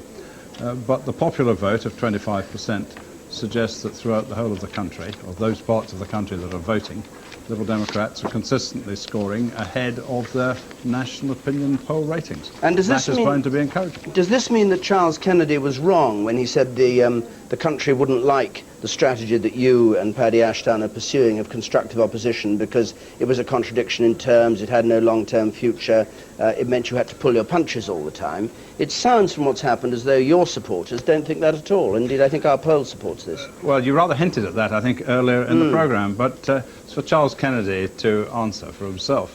But I think the notion that we can find a form of politics which doesn't involve people opposing simply for the sake of opposition is a very popular one with the public. Yeah, but is and it I suspect the poll that you're maybe about to show us may bear that out. Well, we'll have a look. But is it a green light to you and Paddy Ashdown to accept posts in a Labour government if they're now offered? It's a green light to go on with the Joint Consultative Cabinet Committee that discusses constitutional affairs. It's a green light to go on agreeing with those parts of Labour's manifesto with which we agree and doing so publicly and saying so. But it's certainly a green light for going on saying to John Prescott and his colleagues, you're not doing enough in health and you're not doing enough in education. That's what constructive opposition means. More than you promised, but no, not in real terms. Do you think you're going to be in government by the end of this Parliament? Good. Well, do you think you're going to be the Director General of the BBC? No, I don't actually, as it happens. You know, these are very interesting speculations, and they're always very flattering. But I regard them simply as speculations. Our job is to go on in the House of Commons with 46 members of Parliament putting the Liberal Democrat case, and we'll go on doing that. Curiously, when I put the same question to Paddy Ashdown on Question Time, whether he'd be in the Cabinet and whether this was part of the strategy, he said not necessarily, which, as somebody pointed out, is as near a yes, I am going to be in government as you'll get from Mr. Ashdown. Well, perhaps he is... Sounds like no to me. Yes. I think Mr. Ashdown must answer for himself. You asked me a direct question. You're a great party. Everybody has to answer for themselves. Well, Kennedy must answer for himself. Ashdown must answer for himself. I mean, who are you speaking for? Wing Campbell, that's one member, one vote, and that's why when we decide who our candidate is to be for the mayor's post in Labour, in London, we will do that on the basis of one member, one vote of the Liberal Democrats within London. John Prescott, do you expect coalition government before the end of this Parliament, effectively with the Liberal Democrats in government? No. And are you sure it ain't going to happen? I'm never sure about anything in politics, quite frankly, but you asked me a direct question. I think I gave you a direct answer. Okay.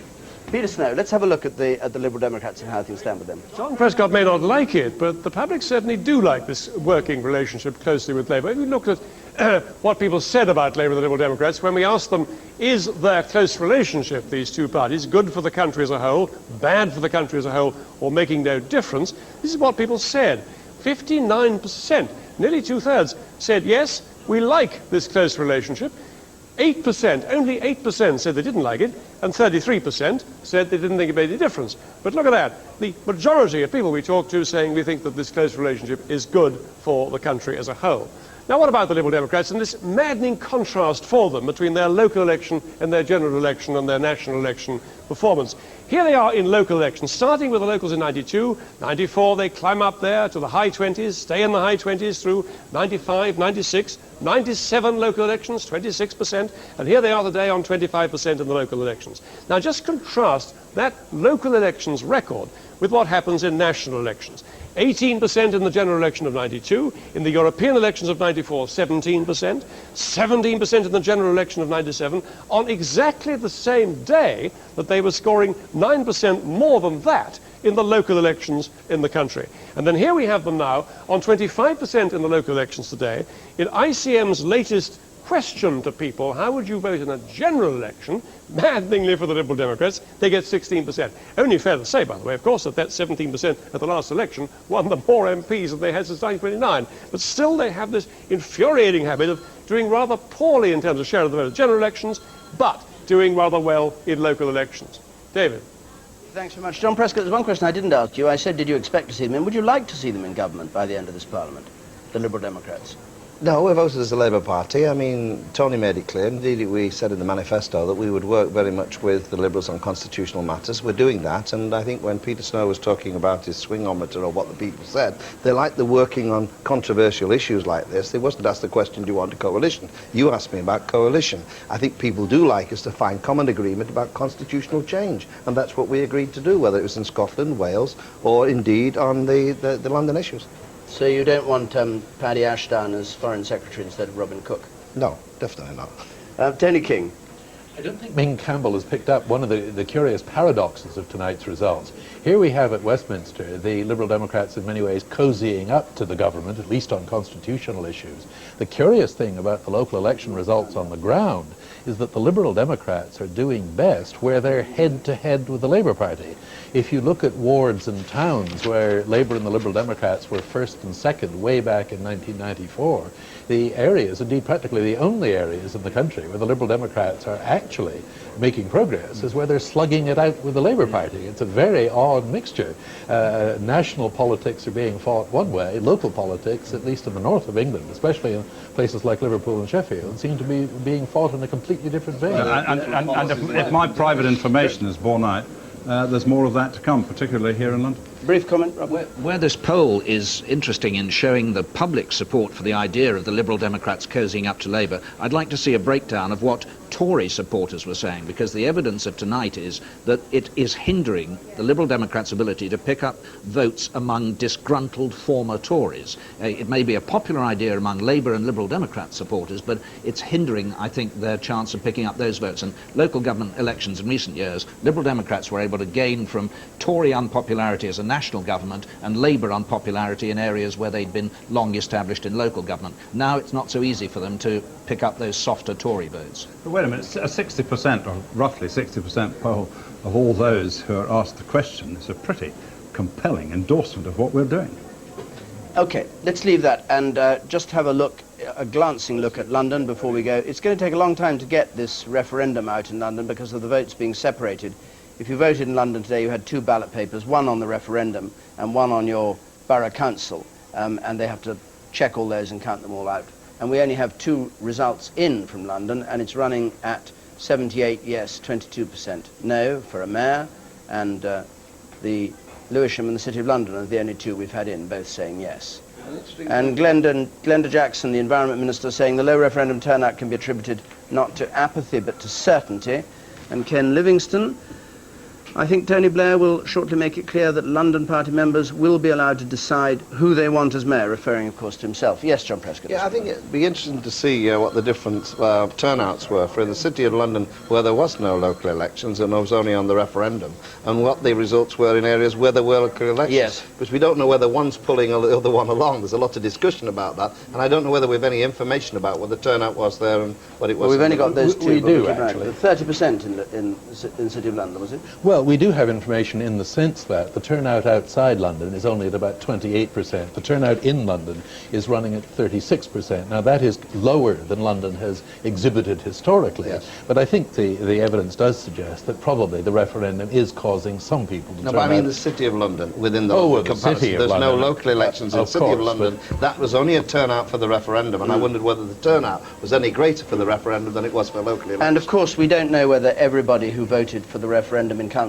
where they had borough elections also voted in the borough elections. Yes, that's some going to people be may very just have voted on the referendum. We shall discover and all if that. there was apathy, maybe people may have voted in the Apathy, local, complacency. in the local We election, shouldn't but forget not in the there's a mayor Euro election at the moment going on where people are voting at the same time in a Euro by-election in Yorkshire, and whether there'll be any differential there. Yeah, well, we'll have a thrilling night. We can stay here till 4 in the morning. Let's go to Trafford in the northwest now and join Martha Carney. Martha.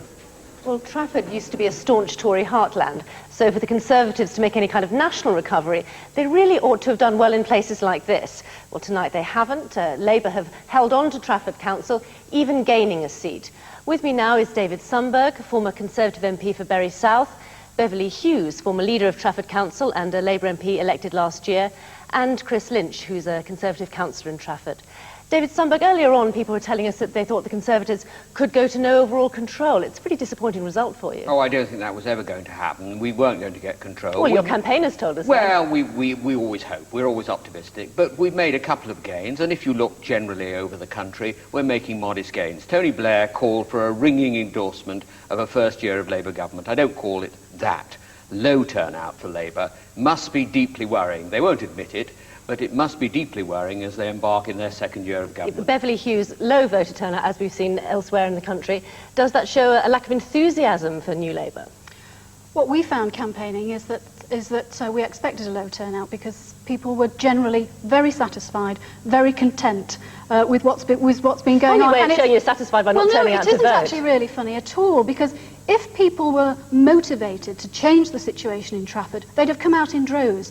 They didn't come out because they're happy with the Labour Council and they're happy with the Labour government. And whilst the Tories are trying to put a brave face on what must be a bitter disappointment to them, they failed to make a dent in Labour's control of what was formerly a flagship Tory authority, the only Tory-controlled Met outside London. So how are you going to get it back, Chris Lynch? And when talking to some of your canvassers, they said they're still shell-shocked after the general election, and they go up the driveways of big houses with dirty great Jaguars in them, and people are saying we're still supporting Tony Blair. Well, I think we're already beginning to make that fight back, and as David has said, there have been gains here tonight, and this is the first time for some years that we're actually moving away tonight with more councillors than we had when we arrived.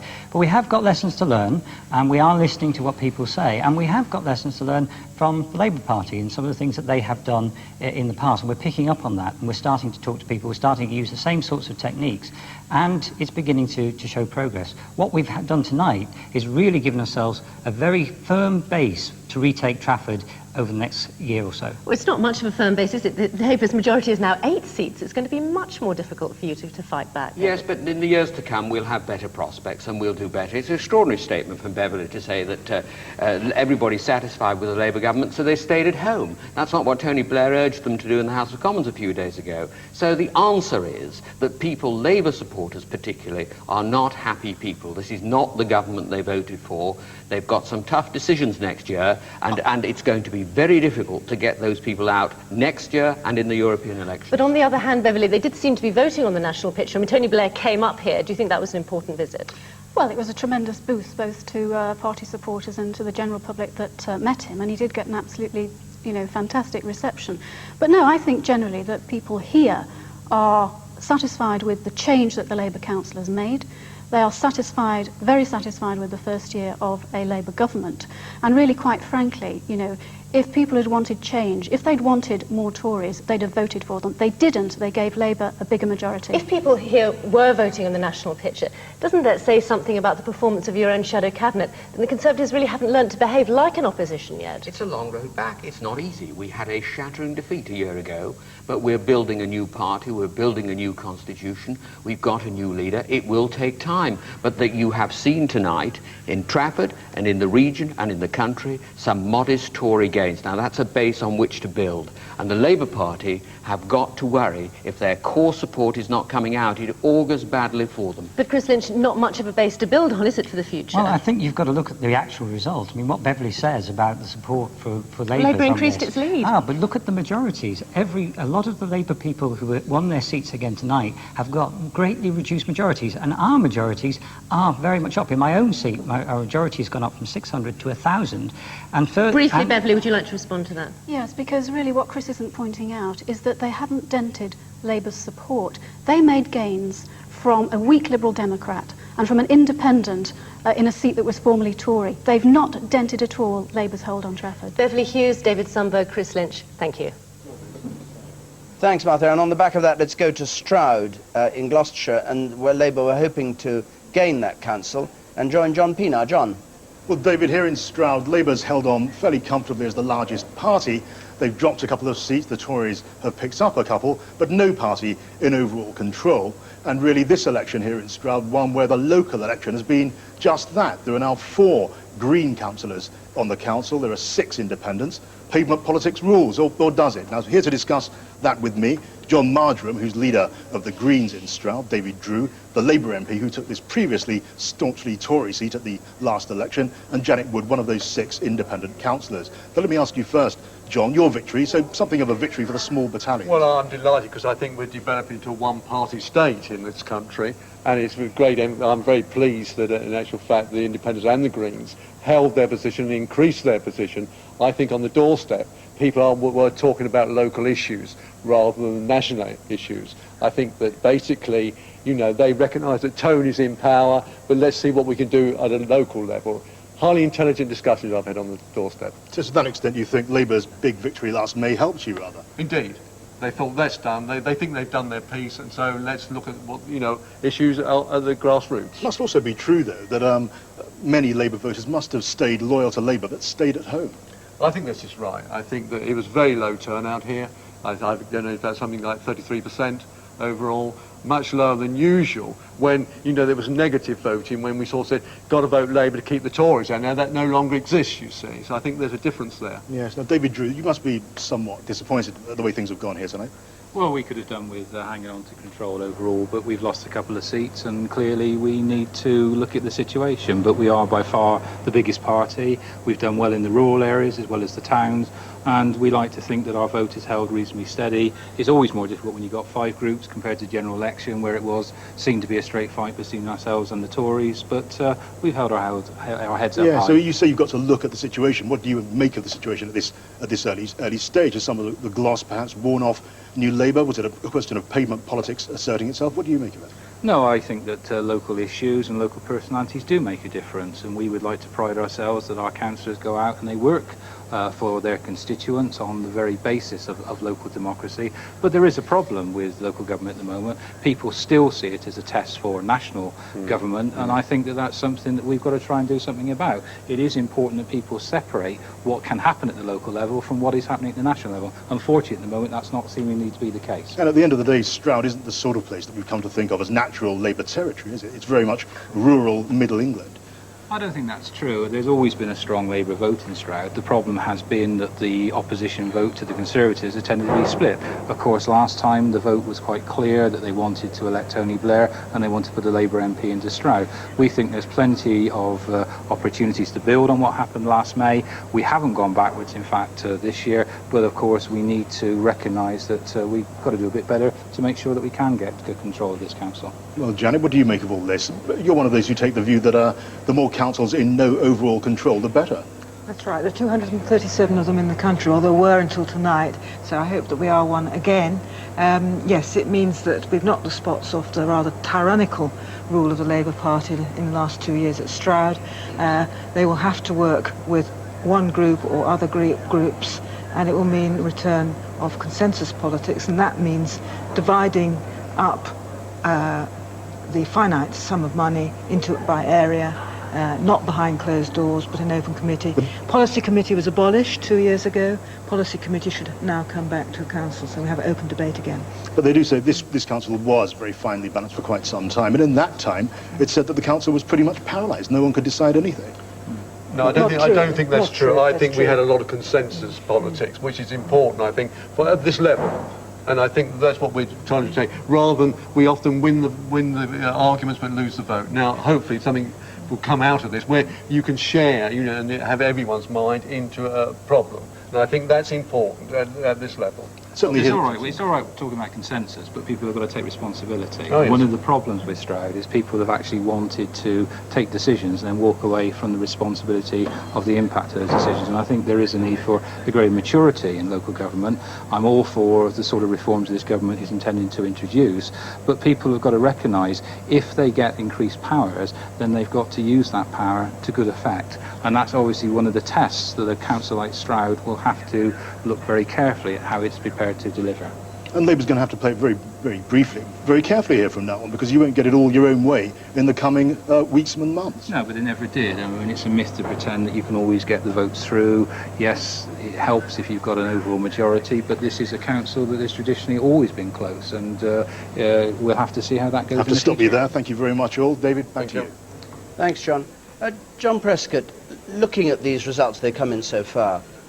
Labour came in last year with terrific energy and pizzazz. Isn't it a disappointment to you? You said an hour and a half ago that it was complacency that had stopped people voting. Isn't it a disappointment that excitement that you engendered that managed to get you that huge majority in the House of Commons seems to have dissipated so quickly? Well, as I said, and all through this election on the doorstep, you did find a complacency. We've told them for years, win this local election this year, it's another step towards a Labour government. Many of them feel, well, we've got the Labour government, we're quite satisfied with it, the polls show it to be that, why do I have to turn out? I think what is significant in these elections, Stroud, we held that one because we won a by-election with the Liberals, right? So it was always been a dicey balance there, and it's not gone strongly against us. Trafford's much more significant.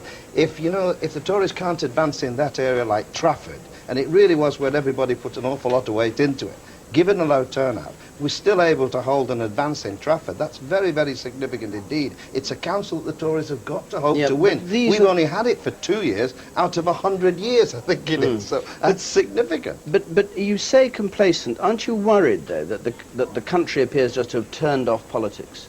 No, or is that something that rather consoles you, pleases No, I think you? they tend to turn out when they're very dissatisfied, usually against the government. We've got a unique situation within the first 12 months. We've not followed the same characteristics which we've seen before in these cases, where they tend to swing against governments. But we are concerned about turnout. As you know, we're looking at a number of different ways in council elections where we can probably get some greater turnouts. Indeed, some polling stations were put in one of the supermarkets this time to see if we could get a greater turnout. It'd be interesting to see if the turnout there was higher than the traditional polling stations we have at the moment. And we've got quite a lot of ideas for local government reform to see how we can increase participation in that. The election of a mayor, a London Assembly, is a different, more exciting way of dealing with things. We're bringing out our local government proposals for change in a number of things in the next 12 months. So we do want to lift up participation in voting, but you've still got this split between 70% and 40%. It's been there through government after government after government. This is a new low, and I'm not very happy about that, of course, but I don't take that's not an endorsement of government. It's one where they feel they don't need to come out, and complacency has been a particular factor in this case. And aren't you going to risk making politics, local politics as well as national, and the new assemblies in Scotland and Wales, less exciting because of your control over the candidates that are chosen for Labour, this Project 99, this vetting people so carefully?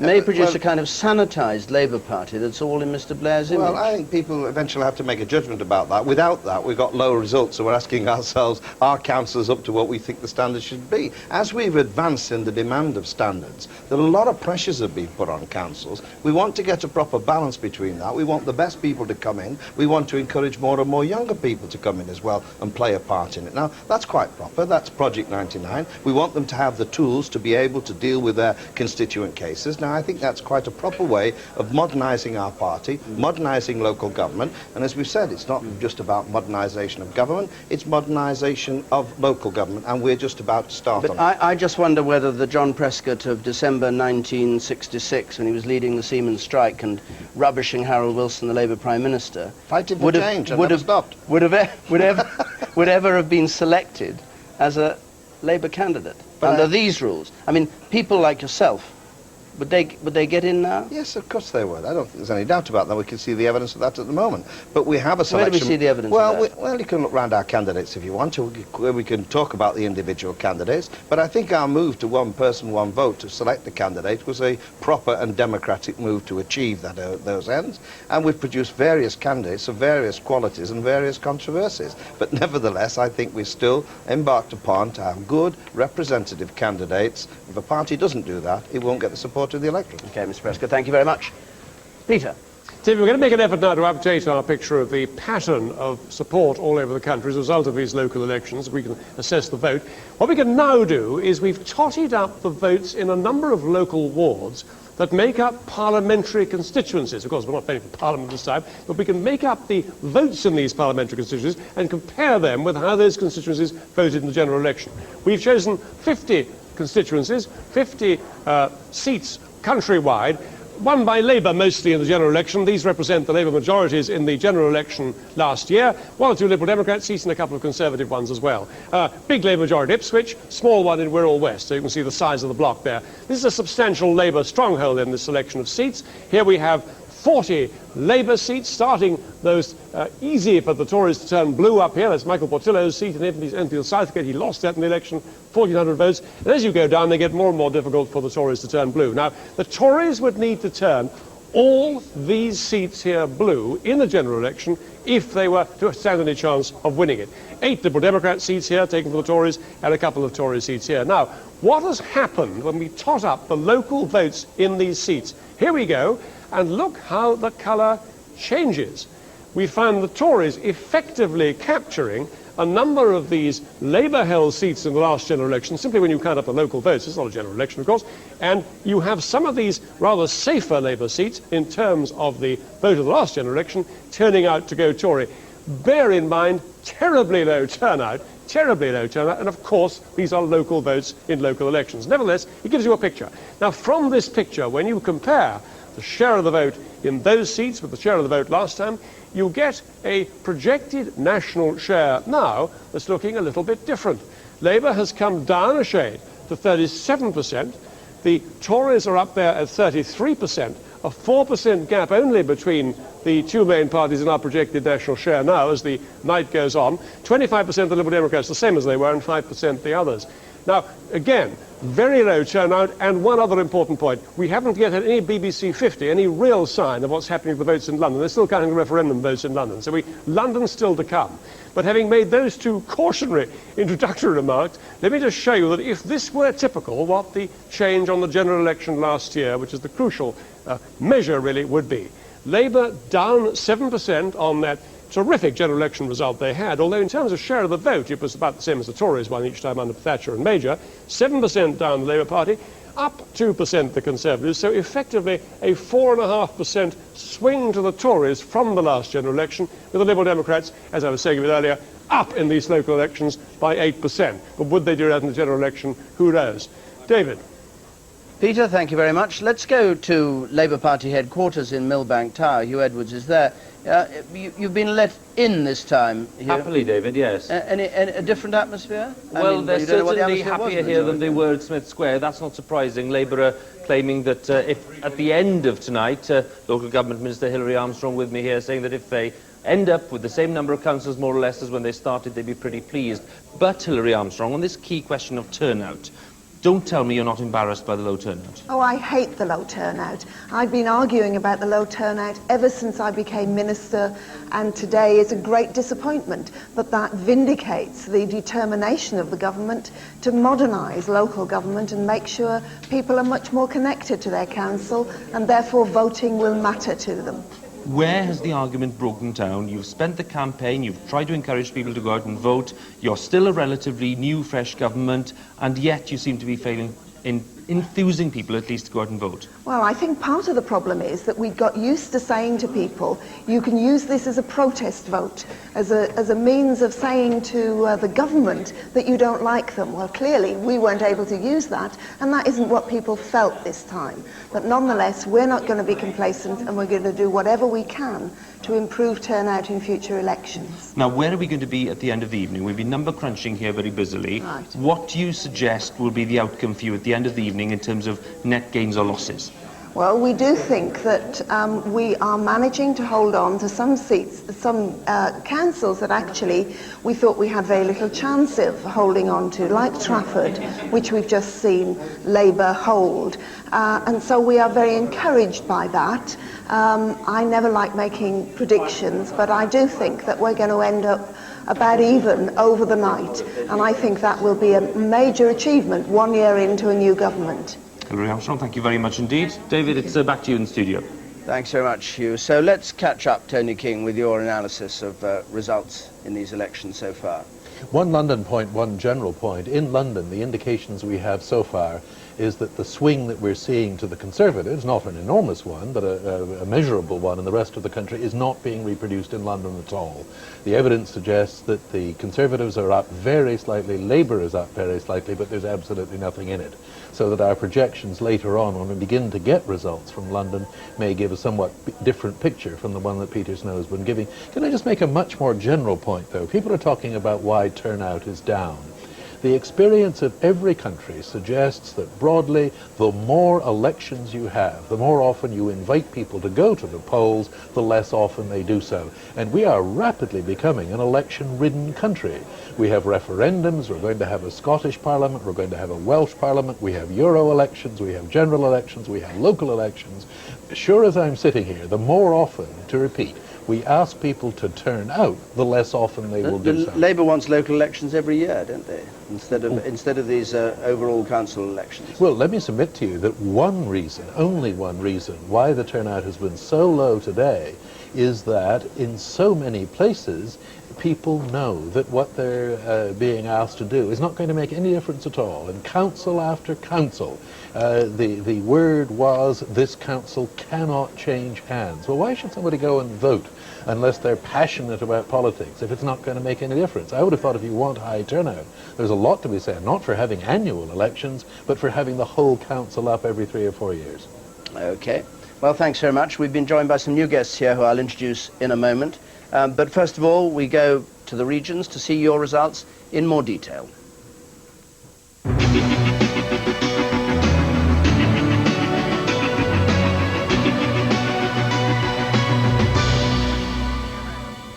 And welcome back to Leeds for Look North's coverage of election 98. In a few minutes we'll be joined by leading political figures from our region who'll be giving their verdicts on what tonight's results mean for their own parties. But first, a look at the main stories tonight. The Labour leader of Sheffield Council, Mike Bower, loses his seat to the Liberal Democrats. Opposition to Labour grows in Hull, and the Lib Dems lose control of West Lindsey and Craven. But we start tonight with the shock news that Mike Bower, the high-profile leader of Sheffield, has lost his seat after 22 years on the council. The Liberal Democrat candidate Brian Holmes beat him by more than 800 votes. After 6 years as leader of the council, Mike Bower could barely believe his own calculations. But the returning officer confirmed his worst fears in one of the earliest results declared. I hereby declare that Brian Holmes has been duly elected to serve as member for the Netherthorpe ward. Brian Holmes scored 1,900 votes, Mike Bower just over 1,000. But it's a very heavy defeat. I mean, it's 1,800 to just over 1,000. There's a very big margin, almost 2 to 1. So nothing, I mean, we worked very hard, did a lot of work, and nothing indicated that this is the way it would end up. So. Mr Bower added that there were lessons for Labour and the council from this, though he didn't know what. Well, another council where the opposition parties were hoping to make gains against Labour is Doncaster. The ruling Labour group there has been dogged by allegations of sleaze in the so-called Donegate affair. Well, our reporter Tom Ingle joins us now from the Doncaster Dome. Thanks, Peter. Hello, good evening. Welcome to Doncaster. Quite a slow evening here, I'm afraid, because, of course, there's been a lot of election counts to do. There's some Paris council elections and a European election to count. We've only had 2 results in so far, Labour holding both seats. 21 up for grabs here, and maybe some surprises on the way. We'll stay here all the way through the night, of course, as you were saying, Peter. There could be a story unfolding here if the local electorate decides to react against the Donegate scandal, but it's looking like it's been quite a low turnout as has been reflected around the rest of the region and nationally as well, maybe around 20% here this evening. Well, time now for a look at some more final results from our region tonight, starting with Harrogate. There the Lib Dems are in control, but they've lost ground to the Tories, part of their patchy night here in the north. The upside came in Sheffield. There they are, those 5 seats won from Labour, including the scalp of the council leader, Mike Bower. In Leeds, the Greens have won a foothold. More cycle lanes, perhaps, just those 80 Labour councillors to win over. And in Rotherham, let's have a look at Rotherham. There, Labour still very much in charge and holding that seat. The Tories were just on 1. Well, in Hull, Labour's post-election honeymoon is over. The city's ruling Labour group, which has spent the past year defending allegations of sleaze, lost 5 of the 19 seats it went in with. Paul Murphy reports. Tonight was never going to be a battle for the overall control of Hull City Council, but it's changed the complexion of it all the same. Dogged by allegations of political sleaze, the local Labour Party has had its very own annus horribilis, and it's clearly had some effect in the polling booths.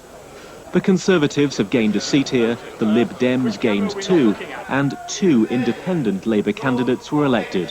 Both of them have accused the official party of sleaze. There's a tremendous amount of apathy in the city. 80% never bothers to come out and vote. But what they are saying loud and clear, that Labour policy are not being accepted in Hull. For the first time in years, Hull Labour has a significant opposition. Clearly, the events of the past 12 months have broken some loyalties in this traditional Labour stronghold. Well, a final look now at some of the night's other results in the region. Starting with Kirklees, both the Lib Dems and the Tories pick up seats here from Labour, but they remain very much in the driving seat. In Bradford too, still unassailably Labour, though the Tories do pick up 4 seats and the Lib Dems 1. Barnsley, well, we could have shown you the same caption exactly last night because here there have been no changes whatsoever. And finally, Calderdale, a very delicate balance here, but Labour stay in control on the casting vote of the mayor. So what's the reaction of the region's leading political figures to tonight's results? Well, I'm joined now in the studio by Austin Mitchell, Labour MP for Great Grimsby, and Jean Searle, Chairman of the Yorkshire Conservatives. And in Sheffield, the Liberal Democrat MP Richard Allen joining us from the studio there. Well, Austin Mitchell, what do you make of it all? Well, if it wasn't the most boring election we've ever had, it'll do until the most boring one comes along. I mean, I think every party can say it's done well, and the Liberals particularly, because they make a career of doing well and never getting anywhere. But the basic trend has been, with Labour in power nationally, with Labour in power in most of local government, there hasn't been much damage done to the Labour majority. It means that people are well content with Tony Blair, and the usual trend for them to throw the governing party out in local government hasn't worked. Not much damage. You've lost your leading figure in local government in the region. So, you've lost your leading figure. Well, where Labour has erred and strayed from the pure gospel of Tony in certain places, it has been punished, marginally punished actually. Okay. And in Mike Bauer's case, I think unfairly punished. But there it is. Calderdale unusually has just made a mess of itself. Jean Searle, is this a comeback? No, not yet, but it's a gradual comeback. Yes. Don't let's forget we've also won a number of by-elections over the past 10 to 12 months. And we've made quite significant inroads today.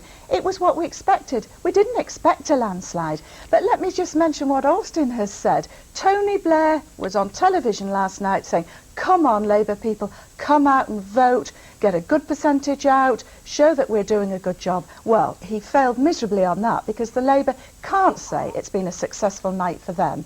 The Liberals may be able to, and we certainly can. We're satisfied. Let's bring in Richard Allen in Sheffield. It's been a topsy-turvy night for you. OK, in Sheffield you had good news, but West Lindsey and Craven and Harrogate, you lost seats in all 3. I think what we're particularly interested in is what's happening in the metropolitans, which is crucial to our region. And what we've seen in Sheffield is really a consolidation of the gains we've been making over the years. The Tories are still nowhere in the big cities. And tonight we gained a major city like Liverpool, which I think shows what may be happening to Sheffield a couple of years down the line. Let's not talk about the North West. Let's talk about these 3 councils where you actually were running things, West Lindsey, Harrogate and Craven, and the public have given their verdict on what it's like when they have a Lib Dem council, isn't it? Well, we're still running Harrogate, and we're the largest group, I believe, on West Lindsey and Craven. It's the topsy-turvy world of politics, as you said. You win some and you lose some at the margins. But we still retain control of more councils than the Conservatives. We still have a significant number of councillors, and we still are the largest group in these council areas. Is there a way back in Sheffield for Labour? Well, of course. Very well in Sheffield. There's bound to be discontent with a majority that big. But Sheffield needs a strong, socially conscious council, and it's got it. I mean, the problem is now that local government has been, in a sense, so hogtied by national government. Jean Searle, final word from you. You've made progress in the shires. Yeah, we have made progress in the shires. We've also made progress in the metropolitan. We are now the same number of councillors in Leeds. Gentlemen, Jean Searle, we must leave it there. Thank you. And a reminder that there's a full results service on CFAX on page 160, and we'll be back with more election news from the region in our breakfast bulletin starting at 6:25 on BBC One. But we'll leave you now with a reminder of the top stories tonight. The Labour leader of Sheffield, Mike Bower, loses his seat after 22 years on the council, and opposition to Labour grows in Hull.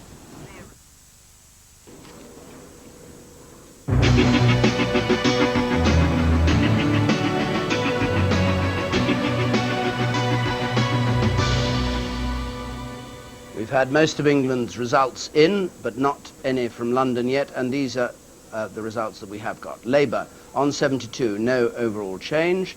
These are mainly the big urban metropolitan councils we're talking about, of course, tonight. Liberal Democrats on 12, down 5. The Conservatives on 5, up 2. 3 more at no overall control.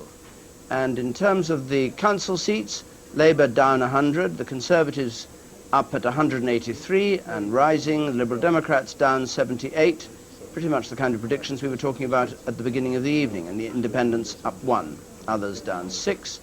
Liberal Democrat gains, they took control of Liverpool Council, and the losses, they'll be disappointed by the Isle of Wight, where they had a majority of 14 before. West Lindsey, Rochford, Woking, Colchester and Hastings they'll be sad about too, which has gone to Labour. Conservative gains, Tunbridge Wells and Runnymede, they were saying they'd hoped to take Runnymede, and they've done that. And Labour losses, Cambridge, Labour holds, Trafford, Milton Keynes and Rochdale. And John Prescott, Deputy Prime Minister, speaking on this programme, said he was concerned about the turnout. We've got lots of ideas for local government reform to increase participation. It's the Labour line tonight is they're worried about the complacency of people not going to vote, but as Tony King was saying a moment ago, the more elections you have, the less likely people are to vote. And Sir Norman Fowler, on the Tories' position tonight, step by step we're recovering. The signs are of people coming back to the Conservatives. And that old referendum, it still stands at 78-22 with only 2 councils declared, so it's all speculation. Right, well now we've been joined by Nick Harvey for the Liberal Democrats, who's their campaign's director, and Nick Rainsford, who's Minister of London for Labour, and Sir Norman Fowler, I'm glad to say, is still here blowing his trumpet, or the Tories' trumpet. Nick Rainsford, have a look at, well, you can't say much about London because we haven't had anything in from London, have we? That's the trouble. What about the rest of the country? Well, we've had 2 referendum results, and there's a 4-to-1 margin in favour, which I think is pretty good news, and I hope that will be repeated in the other ones that we'll be hearing shortly. But I think the significant thing about London is that the Tories did extraordinarily badly 4 years ago. As you rightly said, they were reduced to just 4 councils.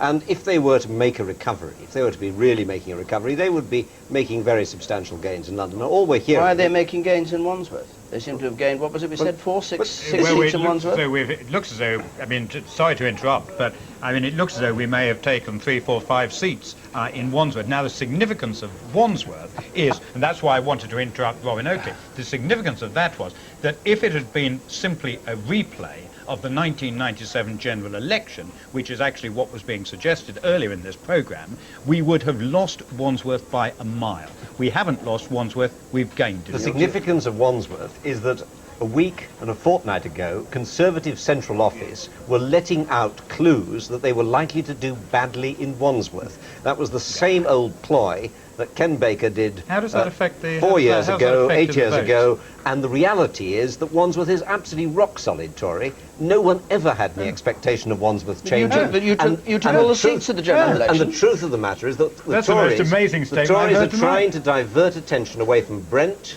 from areas like that, where they ought to be making progress if they were going to win tonight, and in fact they're focusing attention on their own rock-solid seats because they are expecting to do very badly in general elsewhere. Okay, Nick Harvey.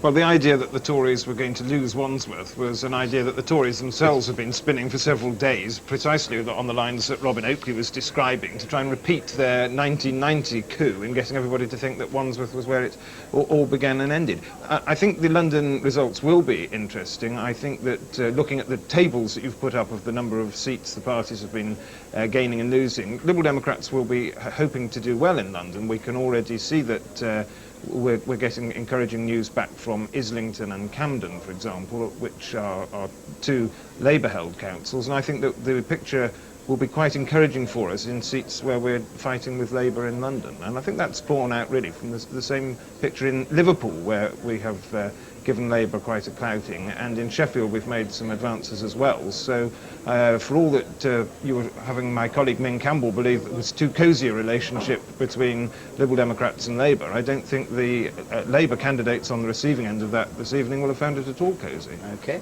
Tony King, very briefly, you've got some hard news from London? Yes, we've been looking at key wards in London. We've looked at 67 so far, comparing them with the result in 1994, which was very good for Labour. The Conservatives are indeed up 1 percentage point, but so is the Labour Party. There's been no swing to the Conservatives at all in London compared with 94. Lib Dems down a bit.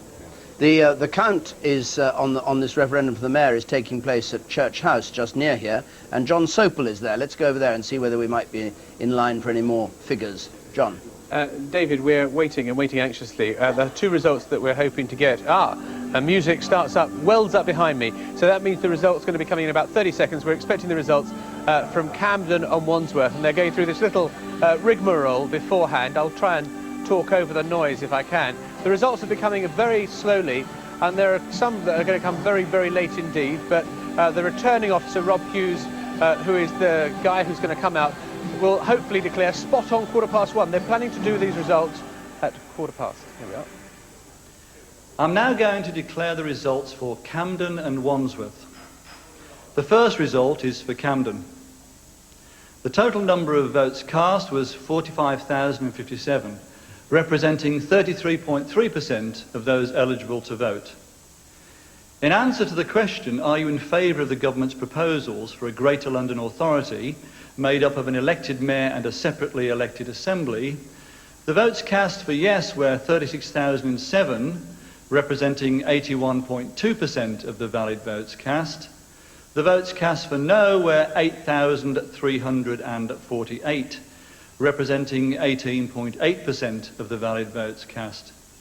Rejected ballot papers were 702. That completes the declaration for Camden. I will now declare the result for Wandsworth. The total number of votes cast was 77,915, representing 39.3% of those eligible to vote. The votes cast for yes were 57,010, representing 74.3% of the valid votes cast. The votes cast for no were 19,695, representing 25.7% of the valid votes cast. Rejected ballot papers were 1,151. That completes the declaration for Wandsworth. The cumulative total after four results are yes, 134,182, representing 77.2% of the valid votes cast. No, 39,677, representing 22.8% of the valid votes cast. Total votes cast, 176,380. And the turnout so far is 34.5%.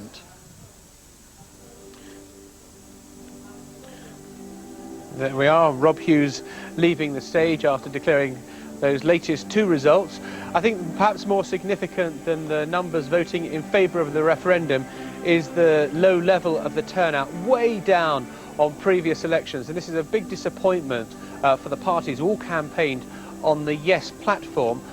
More results are due, and the turnouts again are similarly disappointing for those who were hoping that this would be an emphatic endorsement of the mayor. David. John, thank you very much. The sweet music brought you in, and sweet music takes you out again. This is it was all planned like that. Looks as though more money was spent on announcing the results than anyone bothered to spend on the campaign, either for yes or no. Well, I mean, the interesting thing is that there has been a high-profile yes campaign, but I guess they have been victims of the fact that there hasn't been a big dispute over it or a big row. I mean, I suppose one of the interesting questions for Labour politicians is that if it turns out that you're only getting 34% of people turning out, you know, there's this big debate going on in the Labour Party over when workers should be able to join a union, and there's some talk that it would be 40% would have to vote in favour of that. Well, on these terms, they would be well below the threshold necessary to elect themselves a mayor and Assembly, but perhaps that's a slightly different point. So no positive vote for a mayor is what you're saying? Well, it's not the emphatic result that people had hoped for. Why do you say it was a high-profile campaign? I didn't notice anything going on. Yes, and also Why do you call it high-profile, the campaign? There didn't seem to be anything happening. Well, there are all sorts of politicians. There's been a lot of glamour and glitz attached to the sort of names that are going to be throwing their hats into the ring. And there have been various, you know, sort of barges with adverts going up and down the Thames sort of telling people that they should vote yes. And all the politicians have been imploring people, all three parties have been lined up behind the yes campaign. But it just may be that the British people, a year after the last general election, aren't engaged yet. The people in London aren't engaged in the idea of a mayor. Maybe they think it's a certainty and that there's no point going out to vote for it. OK, well, let's talk in a moment about the powers of this mayor, because we know that Labour wants cities all over Britain to opt for mayors. They think it's a good way of taking local government forward. And the interesting thing is whether those powers amount to enough or whether they'll turn out to be something that just creates bad blood between the mayors and central government. I mean, whoever does become London's first directly elected mayor will have powers which current local council officials can only dream of, but when you compare them with the powers of mayors abroad, they're not quite so impressive. Set beside continental mayors like city bosses in Barcelona or in the United States in New York. Janet Street Porter went out to find just how powerful a new London mayor would be compared with them. Dick Whittington and his cat came to London to seek his fame and fortune. He ended up Lord Mayor 3 times. Now, if he'd made that journey today, just how much power would he have had? I'm off to find out.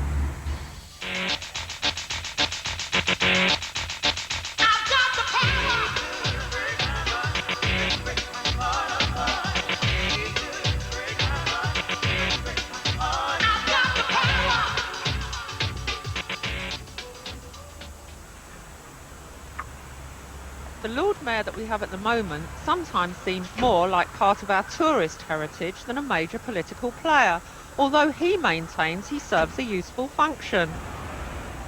Well, he would, wouldn't he? I have a role in leading the International Financial Centre, and I think it's important that we should have somebody in charge in the city, pulling all those strands together. In the States, they know how to do mayors. The mayor of Kansas City was here recently, and although he doesn't have a gold chain like his counterpart in Tower Hamlets, he wasn't too impressed with the powers that we're promising to give the new mayor of London. Just as Mayor Cleaver towered over his British host, American mayors dominate their cities in a way that'll be hard for the London mayor to match. The powers based on what the plan is today will not be sufficient. Right now, there is no fiscal note included. The mayor will not have the ability to raise taxes. The mayor will depend primarily on Parliament, on the largesse of Parliament, and that's not going to do it.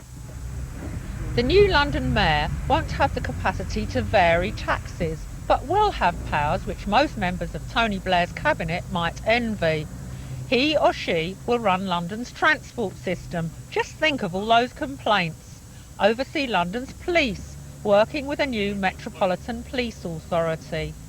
Run the capital's fire service, overseeing a new London Fire and Emergency Planning Authority. And act as a central player in London's cultural and sporting life. Winning an internationally important sporting event like the Olympics for your city is one thing a mayor can certainly help with, as Barcelona found out in 1992. As you are the recipient of the will of the people of Barcelona, you can demand the other administrations action, political action, and you can demand the business community to participate in political process. Other European cities echo this call for a mayor with a strong central role. You have to give him all the means, the instruments and the powers to allow him to really be the mayor, not only elected but in charge. But all these calls for power worry some people. Is there a danger that a new London mayor would be too powerful? I think there's a huge danger that the elected mayor could be an all-powerful figure, and that the role and responsibilities of the elected assembly, which I personally think is more important than mayor, may just end up being sidelined. I think it's crucial that the assembly has the power to hold in check the mayor and has the power to actually call into question what the mayor is doing. If that doesn't happen, there's a danger of this whole system collapsing into a shambles. It's funny, isn't it, how those concerned about a powerful London mayor often mention Jeffrey Archer in the very next breath. Well, if the London Evening Standard has anything to do with it, Lord Archer won't be getting anywhere near the job. Perhaps it's the Standard's editor, Max Hastings, who's wielding the real power in London at the moment. Readers and voters do not vote the way that newspapers tell them to. So in that sense, I hope that we have some influence in setting the agenda. And we should certainly be falling down on our job if we didn't tell readers everything we can find out about the race and the candidates. But although, of course, we shall certainly endorse somebody when the moment comes, I would expect Londoners quite independent-minded enough to make up their own minds. So I don't think one should overstate the power of ours or any other newspaper to influence the outcome. Well, that was Janet Street Porter reporting on the powers of the mayor. Now, all three of you, all your parties were in favour of this idea of a mayor, so let's just talk about what it really amounts to. From the Labour Party's point of view, you've got endless problems with corruption at local government level. You're perfectly open about it. You've got 10, 12 councils where there are allegations of corruption of one sort or another. You're going to choose a mayor and let him appoint everybody underneath him, like a kind of constant quango. He's going to be able to make his budget. The Assembly has to have a 2/3 vote to overturn it. Why are you setting up this figure who will be, I mean, if you're unfortunate, will be a kind of disaster area? There are two issues here. One is that it is our proposal. The other parties have been, I have to say, lukewarm in their support for it and have found all sorts of reasons to cavil about individual parts of the proposal. So it's a Labour Party proposal, and we certainly take credit for it. We believe it's right to increase accountability. It will ensure that the individual is directly accountable to all 5 million voters in London, and will be able also to account for his or her performance to the Assembly. But he can appoint his own cronies to every job on the quangos and all the rest of it. No, he can't. We have set in place very clear structures to ensure that all appointments are made on merit according to the principles established by Nolan. And that is absolutely clear. We don't envisage any form of cronyism whatsoever. What we want is a framework where someone can be effective but also can be accountability. And it is precisely that accountability that is the best safeguard against corruption. Well, we'll go to Janet Street Porter in just a moment. I said I'd bring the two of you in.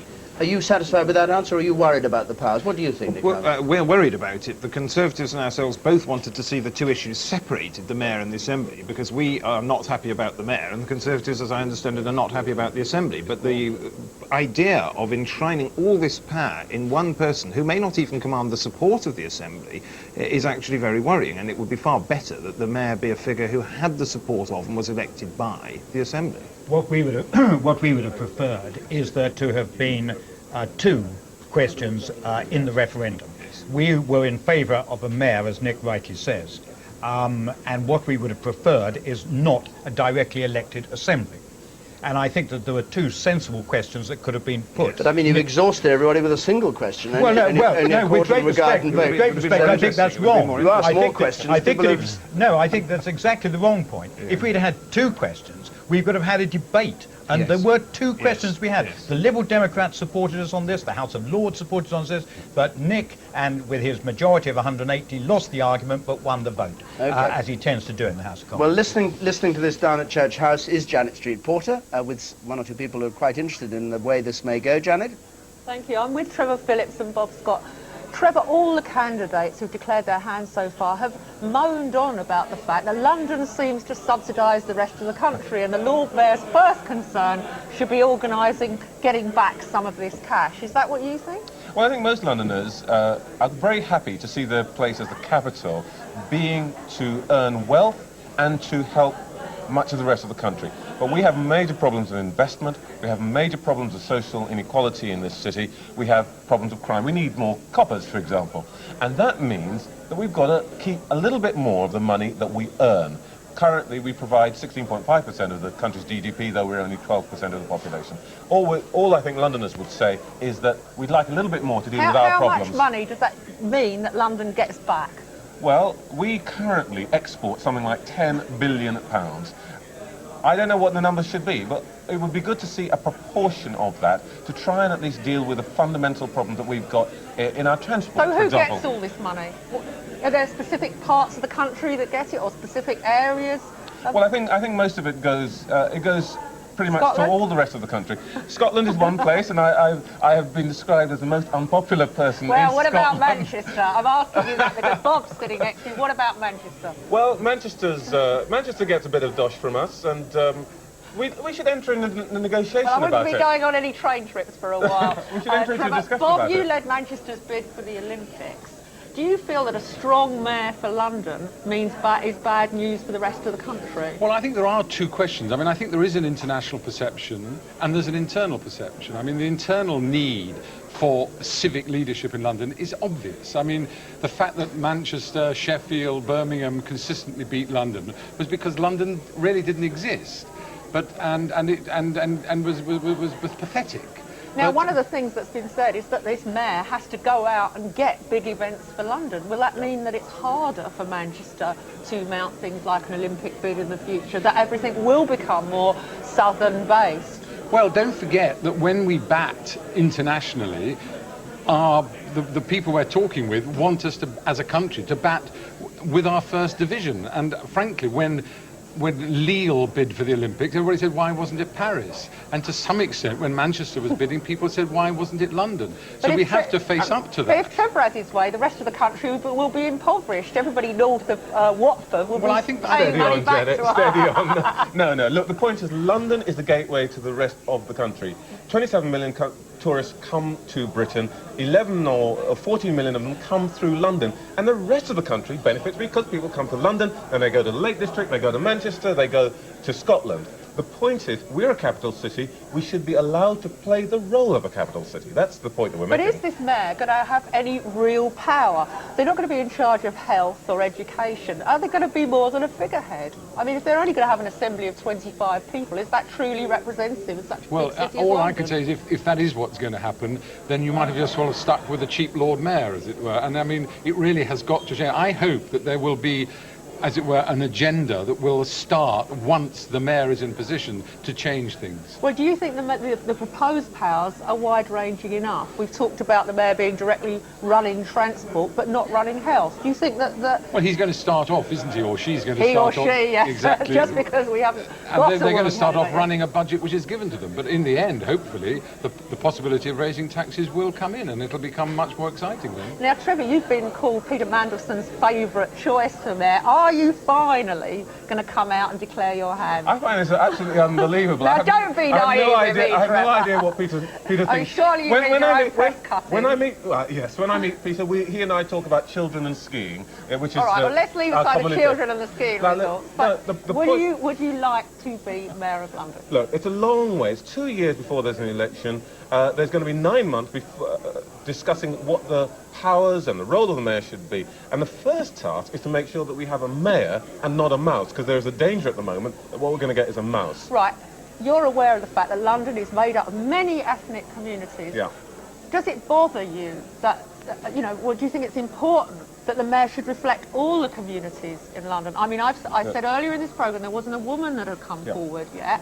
Yeah. Likewise, who is going to represent all the ethnic communities that make up London? Well, the one thing I will say is that it would be incredibly disappointing, and I would bust the gut to make sure that when the final lineup happens for London's leadership, that what we're not doing is that we haven't campaigned to hand London back to the old politics and the old politicians. And I personally will do everything in my power to ensure that we don't end up with a lineup of male, white, middle-aged politicians leading London, because that does not reflect London City. Very good news. Thank you both very much. Thanks, Janet. Well, Robin, this point about Trevor Phillips making about London wanting its money back, this is a recipe for constant conflict. It's going to be a pretty depressing picture if we get a whole series of elected mayors around the rest of the country, which is what the Labour government wants, from this London model, and then they all focus being the strong voice for their community that the government wants, if they all then focus on a sort of whinging and whining battle about the comparative resources that each one is getting in his own particular area. And I have to say that at Labour's local government conference this year, when Tony Blair was there and pushing the idea of these strong figures of elected mayors, I didn't find an awful lot of enthusiasm among the dignitaries of Labour local government for the idea of elected mayors spreading out any wider. I mean, one thing they said, you could get immobilism with the elected mayor pushing in one direction and council or assembly pushing in another area. And they said also, with all the worries there are about corruption, you're giving an awful lot of power to one single figure, and surely the dangers of corruption could be even stronger. That's the argument they were making, but of course they don't want to lose the powers they've got, some of them. You say there's dangers of corruption. Nick Rainsford says it's within Nolan Commission guidelines. Tony King is on Nolan. Do you think that having a mayor is going to lead to a lot more corruption than there's been so far in local government? Is it going to make things worse? I'm inclined to doubt it. If you've got one person who's the chief executive, however many people he or she may be able to appoint, the fact is that the local press is going to focus very hard on that person. And I would have thought in late 20th century circumstances, it's very hard indeed for that person to get away with very much. So much of the corruption at the local level is precisely because power is parcelled out to this committee or that committee chairman. I wouldn't have thought this was a very serious worry. And is it going to work if the mayors can't raise money?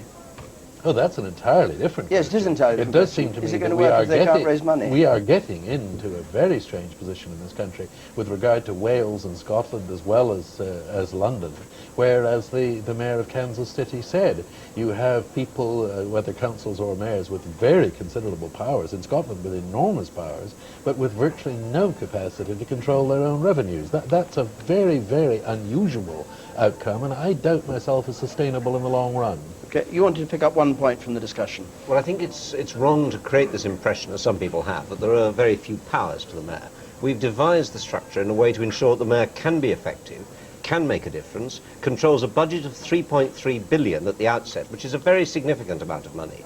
So our emphasis is on the mayor getting value for money and achieving results. We're not talking about going back to the old tax and spend models. That would be inappropriate. We want effective results. We want to use money well. But I would stress that we are giving powers. The Mayor of London will have greater powers over transport than the Mayor of New York, who is thought to be a very powerful mayor. That's a rather important thing that no one has really taken into account. He won't be able to take over. He won't be able to take over the London Underground. The mayor will inherit the arrangements that the government put in place, and we've had to act on this because the Underground is chronically underfunded. The public-private partnership will proceed, and the mayor will inherit that from the Department of Environment, Transport and the Regions.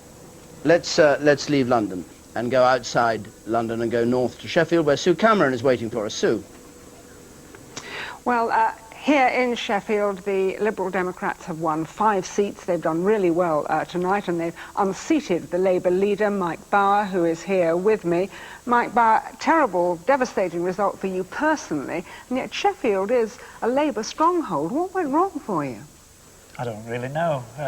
We didn't expect this to happen.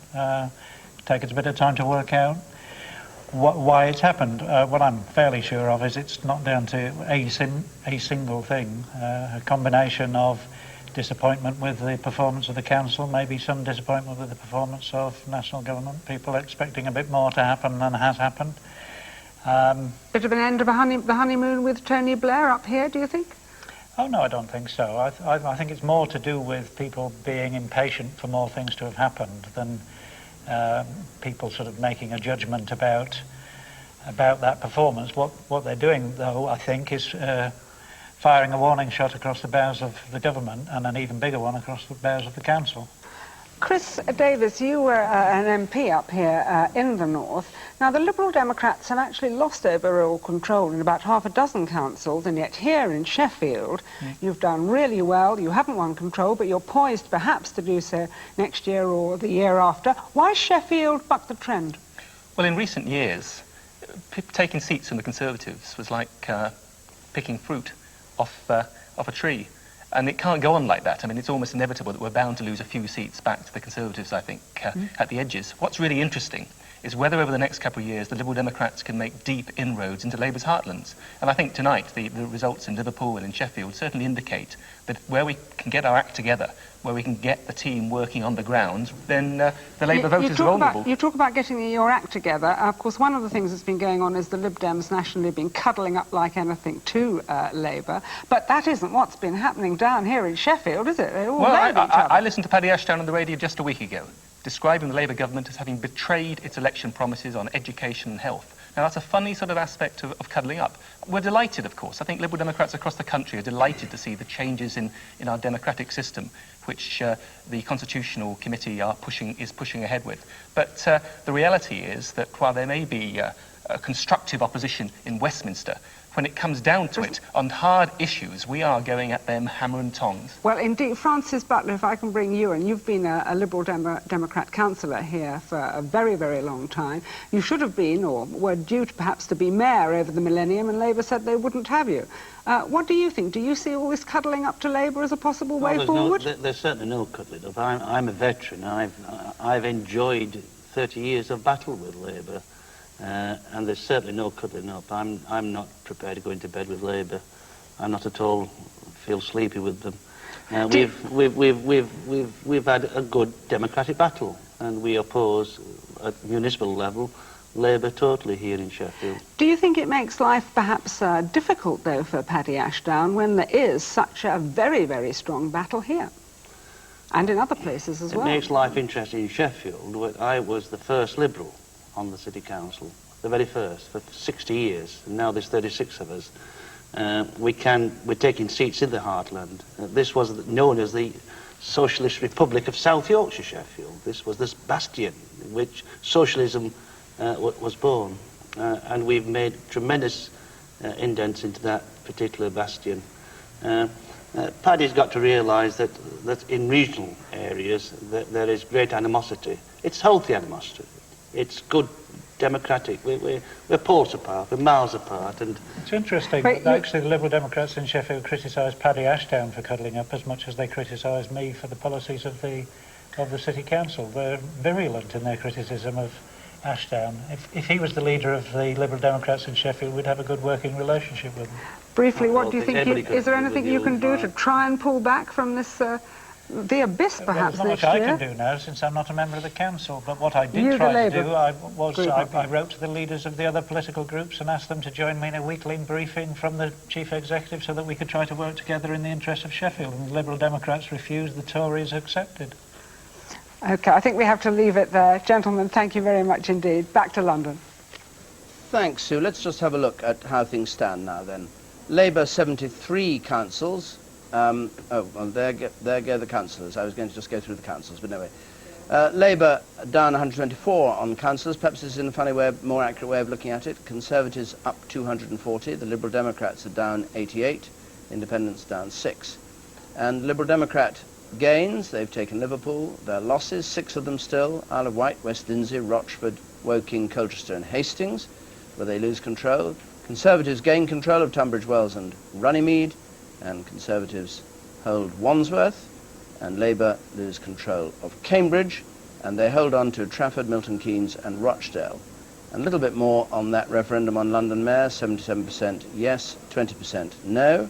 One other thing we've had from London is that Brent looks as though there's a fairly hefty swing to Labour in Brent. Both Conservatives and Labour were hoping to get Brent, and it looks as though Labour may take the Council of Brent. We shall have more details on that in a moment. And now we're joined by Paddy Ashdown, who's at Liberal Party headquarters in London, I think, Mr. Ashdown, or are you in Yeovil tonight? What you see behind me is Cowley Street in London. I presume that's David, is that right? It is, yes. And nice to be with you, David. Good evening. I'm looking at a television camera, so I can't see John and all his gizmos. And well, now, let's just have your reaction. You've had one important gain in Liverpool. You've had 6 losses. David, before this I said that I thought the outcome would be consolidation in some areas and steady growth in the others, and I think that's broadly what's happened. I mean, let me give you a result you haven't yet got on your sets in your control room, but I can tell you it, and it's this, that I understand that in Islington, and you may remember Robin Oakley said very interested to see what the results in Islington would be. Well, I can tell him what the results are going to be. It's now 26 all, with a very substantial number. I'm told something like 10 Liberal Democrat gains. And the final seat for control of Islington Council, the council, of course, of Tony Blair's own home, is now in a recount. Now, we're seeing very substantial gains of that sort, not only in London but elsewhere, and I anticipate by the end of the night, that little scoreboard that you have, which showed us, I think, on 96 losses at the start and 78 at the last, will be within a handful of about even Steven from last time.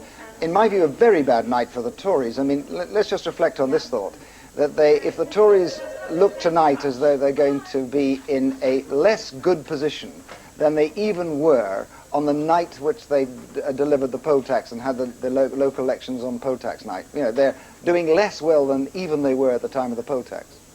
Now, does this open the way, in terms of an endorsement of the Liberal Democrats' parliamentary strategy, for you to go into government? David, I saw your little discussion earlier on, and I know at this late hour you like to spend lots and lots of time on textual analysis, but I must say the weight upon which you put the two words I used in the middle of a heated debate in question time is bizarre even for 1:45 in the morning. I'll give you it absolutely straight. Do I think it is likely that Liberal Democrats will be in government with a majority of the Labour Party of 179? No, I do not. I think it is exceedingly unlikely. I can't write it off completely because I can't see in a crystal ball. But I agree with John Prescott. If you'd like to split the difference somewhere between no and exceedingly unlikely, that suits me fine. Want to split any more hairs? The Charles Kennedy reaction to what you have been doing is clearly confounded, isn't it, tonight, by what I don't know whether you know the result of our polls, which show 2/3 of the country, I think, endorsing your strategy. Well, that poll, I think, is very encouraging and is a decisive endorsement, as you rightly say, though I'm never a great believer in polls. That one, insofar as polls have a useful part to play, shows such a large majority that I can take comfort from it. But, you know, I've just been speaking to Charles, as it happens, on Radio 5, and he made the point publicly, which is made to me privately, that the words that he used, that you again put so much weight on, were taken completely out of context and were completely misread. The party has a unanimous view. I think it was unanimous, with the party assembly of nearly 2,000 people voting in favour of this. Your poll shows that it is a policy which the British public like, because they think it's leading to a new, more rational style of politics. Tonight's results, with the party doing extremely well. I mean, for the first time in the history of either the Liberal Democrats or the Liberal Party in the last 50 years, we now control a major metropolitan city in Liverpool, and we may well control yet another London borough in Islington. So this is a night of considerable success in some areas, consolidation in others, a few losses which seem to me almost inevitable. Mr. Ashdown, thank you very much for joining us. Thank you. Well, now I can see Michael Crick has turned up in Brick Lane in the bagel shop. Michael, can you talk to us from there? Well, I mean, whoever thought of this location for me knew exactly what they were doing, because I'm a mega foodie, and the management have said actually that I'm allowed to eat any of the cakes I like. Anyway, this is actually mainly a bagel factory, and it's open 24 hours a day, 7 days a week. Now, Gary is the manager here. How many bagels do you make per hour? About 1,200, say. And that's when you're not so busy? That's when we're not so busy. Weekends is busy, so, you know, we're rushing more. Now, what about this mayor thing? Who would you like to see as mayor of London? Probably Richard Branson, although I'm still sceptical whether, you know, it's a lot of bureaucracy still involved with it. It would be good to have a mayor if they had enough powers from the central government. Right, now moving on, we come down here to your colleague Monty, who is making the actual bagels, and what do you actually have to do to them? I have to cook them. Yeah, but I mean, how do you cook them? I mean, what are you doing here? Just put them nicely on a board so they won't stick in the oven, and I cook them and I take them out, nice and ready. What do you think about a mayor? Who would you like to see as mayor of London? Me. If it can't be you, you're declaring as a candidate? Yeah, why not? if it can't be you, who would you like to see? Sammy is the governor here. Oh, I see. He should be the mayor of London. What about Jeffrey Archer? He's one of the contenders. Would you like to see him? Yeah, why not? Why not? If he... Richard Branson? Your colleague was saying he'd be a good mayor. No, Richard Branson, he's too busy. He hasn't got time. Anyway, let's go into the main shop, which at this time of night is usually surprisingly busy with people, you know, cabbies, met lots of cabbies, policemen, and it's one of the few places in London, I suppose, you'll find anybody who's sober. Excuse me, sir. We're from... did you vote in the referendum today? Yes, certainly did. Which way did you vote? I voted yes for the referendum. And who would you like to see as mayor? Well, nobly Labour. Nobody Labour? What about some of the Conservatives on offer, like Steve Norris? I'd like to see Richard Branson as the mayor. That'd be good, I think, for London. In what? Why would that be good? Well, he's a businessman. He knows what to do, and I don't really think that party politics should be involved in the mayor. I think it'd be good to see somebody that is a bit impartial. Okay. Well, thanks very much. Now, what about this gentleman over in the corner? Have you decided who you'd like to see as mayor of London if you get the chance? Ken Livingstone. Why Ken Livingstone? Because I don't like enthusiastic amateurs. At least he's qualified to do the job. He hasn't got any more money to spend, has he really? But it looks as if the Labour Party, Tony Blair, may make strenuous efforts to ensure that Ken Livingstone isn't Labour's candidate. I don't know. He's at least got sympathetic reasoning on both sides, and they must find some way of cooperating, I think. What about some of these other people who are on offer, like Geoffrey Archer, who's declared? I don't know. I mean, what about Richard Branson? I mean, he's a very good chap, but it's going to organise transport to suit himself. Right. Okay. Well, thanks very much indeed. Now let's turn to some of the other people in the shop tonight. Can we ask you, sir, any idea who ought to be mayor of London? Definitely him. Well, if it can't be him, who else? Not Neil Kinnock. I'm not sure Neil Kinnock's in the running for it. Anybody else? Not Neil Kinnock. What's it about Ken Livingstone? Ken Livingstone. Don't know, mate, really. Anyone who does any good, don't it? Don't know. Do you think a mayor will make a difference? Definitely. Definitely. In what way? Sort these traffic jams out, definitely. How is a mayor going to sort the traffic jams out? What do you mean how he's going to sort it? He's going to run London, isn't he? He's going to sort the transport out, everything out, isn't he? Well, you're very optimistic. I hope so. What about you, sir? Who would you like to see as mayor of London? Same again. Ken Livingstone, I think. Wasn't Ken Livingstone going to clash with Tony Blair if he was to get in? Yeah, I'm sure he would. That's probably why he won't get it, but it's the same story, isn't it? No one ever gets it who you want to get it. It's as simple as that, really. A lot of the people here tonight have suggested, and in fact the polls suggest, that Richard Branson would be the favourite. What do you think about him? I think he's interested in Richard Branson. Right. Let's ask this. Excuse me, madam. Can we ask you, sir? No, who would you like to be? I'm anti. You're anti it altogether, right? Okay. Well, who would you like to see as mayor of London? I don't know. You don't know? No. What about Richard Branson? He's been suggested by some of your colleagues. If he's got enough to do, I think so. Okay. Well, thanks very much indeed, everybody, and I'll get on with getting the breakfast, and it's back to you, David. Thank you, Michael. I'm glad you didn't carry on eating that sticky bun while you were talking, but you can go and eat it now. Lovely. Where are you going to next, Michael? Covent Garden, I hope. Covent Garden. Yeah. See you there in a bit. Okay, Peter, can we now have a look at something we haven't talked about, which is London, Labour, I mean, not London, Labour and its prospects? Indeed. I mean, we're getting rather contrasting signals about Labour. The main one we're getting from our poll is that Labour is incredibly well placed, good image, and of course Tony Blair, predominantly successful as Prime Minister, after a year, when we asked people, after a year in government, when we asked people, did they think, after all, this is a man who'd asked us to trust him at the last election, did they now think Mr. Blair was very or fairly trustworthy, or did they think he was not trustworthy or not trustworthy at all? Just look how it breaks down. 73% of all people, nearly three-quarters, saying he's very or fairly trustworthy, and only a quarter saying that he's not trustworthy. The fact is, of course, that Mr. Blair built a very powerful electoral fortress at the last general election. 44% of the share of the vote, and the biggest Labour majority in history. But like all electoral fortresses, of course, it is built on sand, because the ebb and flow of public opinion can vary quite dramatically. In fact, the first flow of public opinion that came in, the first big wave that came in, pushed Labour's support up to 62% in the ICM poll in June 1997, but then Labour started to dig itself some holes. Starting with Tony Blair going on holiday in August, off he went to Italy, great mix-up over who was running the country. In came the ICM poll in August 97, and it saw Labour's support dropping from 62% to 55% in one fell swoop. Then we had the Formula One row in November. Again, the swirl of public opinion took one of the other outposts from our castle away.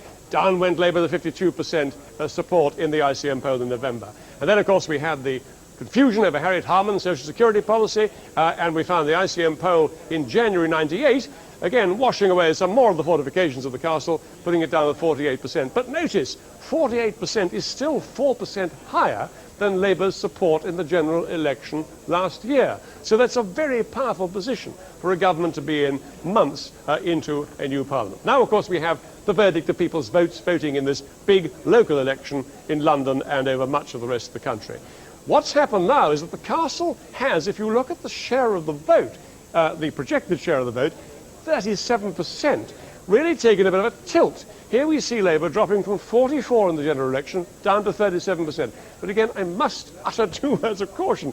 One, the turnout is ludicrously low in this local election, and there are strong signs, our experts tell us, this is where Labour is stronger, indicating that Labour supporters are staying away, and also we haven't yet had any real results from London.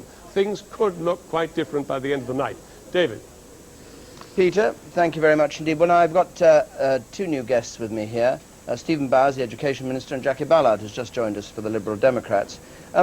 This position of Labour, Stephen Bowers, this 73% support for Tony Blair and all that, is fine and dandy, but isn't there a problem for you that you haven't done that well in the popular vote, and you've had an easy year politically?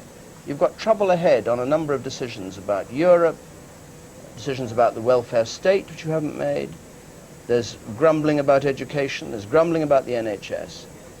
It's not been an easy year. It's been the first year we've been in office for 19 years, and there were many people predicting that it would be very difficult, and that hasn't been the case. I think what we've seen today are people generally content with the way in which the Labour government has acted over the last 12 months. And what they're doing, I think, is passing verdict on the quality of their own local councils, which is why it's such a mixed picture as you look up and down the country. There's no common thread that can be identified. And I think what we are seeing actually is a renaissance of local government, is people actually looking at their local council and making decisions on the quality of service they've been providing. What is disappointing, I think, is the very low turnout, and that clearly has had an impact in very safe Labour areas. We've been seeing in areas like Salford a turnout of 11%, and that clearly is bound to have an effect nationally in terms of the overall percentage vote for Labour. And from the Liberal Democrats' point of view, Jackie Ballard, you heard your leader speaking a moment ago saying everything was fine and dandy for the Liberal Democrats. Is everything fine and dandy? Well, I think we're certainly doing quite well, and probably better than the commentators expected us to do. And we've done very well in terms of our share of the popular vote. We certainly haven't seen a honeymoon effect for the Labour government, which you might have expected to see after the first year. And I think Stephen is right to focus on local decisions, because these are local government elections. And I think that's why there's a very mixed pattern across the country, where in some areas there's particular local issues that people have been voting about. In other areas they've been showing that they are not happy with the way Labour has been running their local council, which is why we've made spectacular gains in places like Liverpool, Sheffield and Islington, which I think we're about hopefully to see the final result in. And Norman Fowler, your recovery of, what is it now, 241 seats we have you at the moment, this is really a self-inflicted wound in the Tory party, isn't it? I mean, you destroyed local government under Mrs Thatcher, and it's not surprising that people are rather unkeen to trust you with it now. Well, I mean, 241 gains is, by any standards, a substantial number of gains. I mean, the important thing, I think, of this elections for us is that we've made 240 gains, Labour have lost 124, the Liberals have lost 88.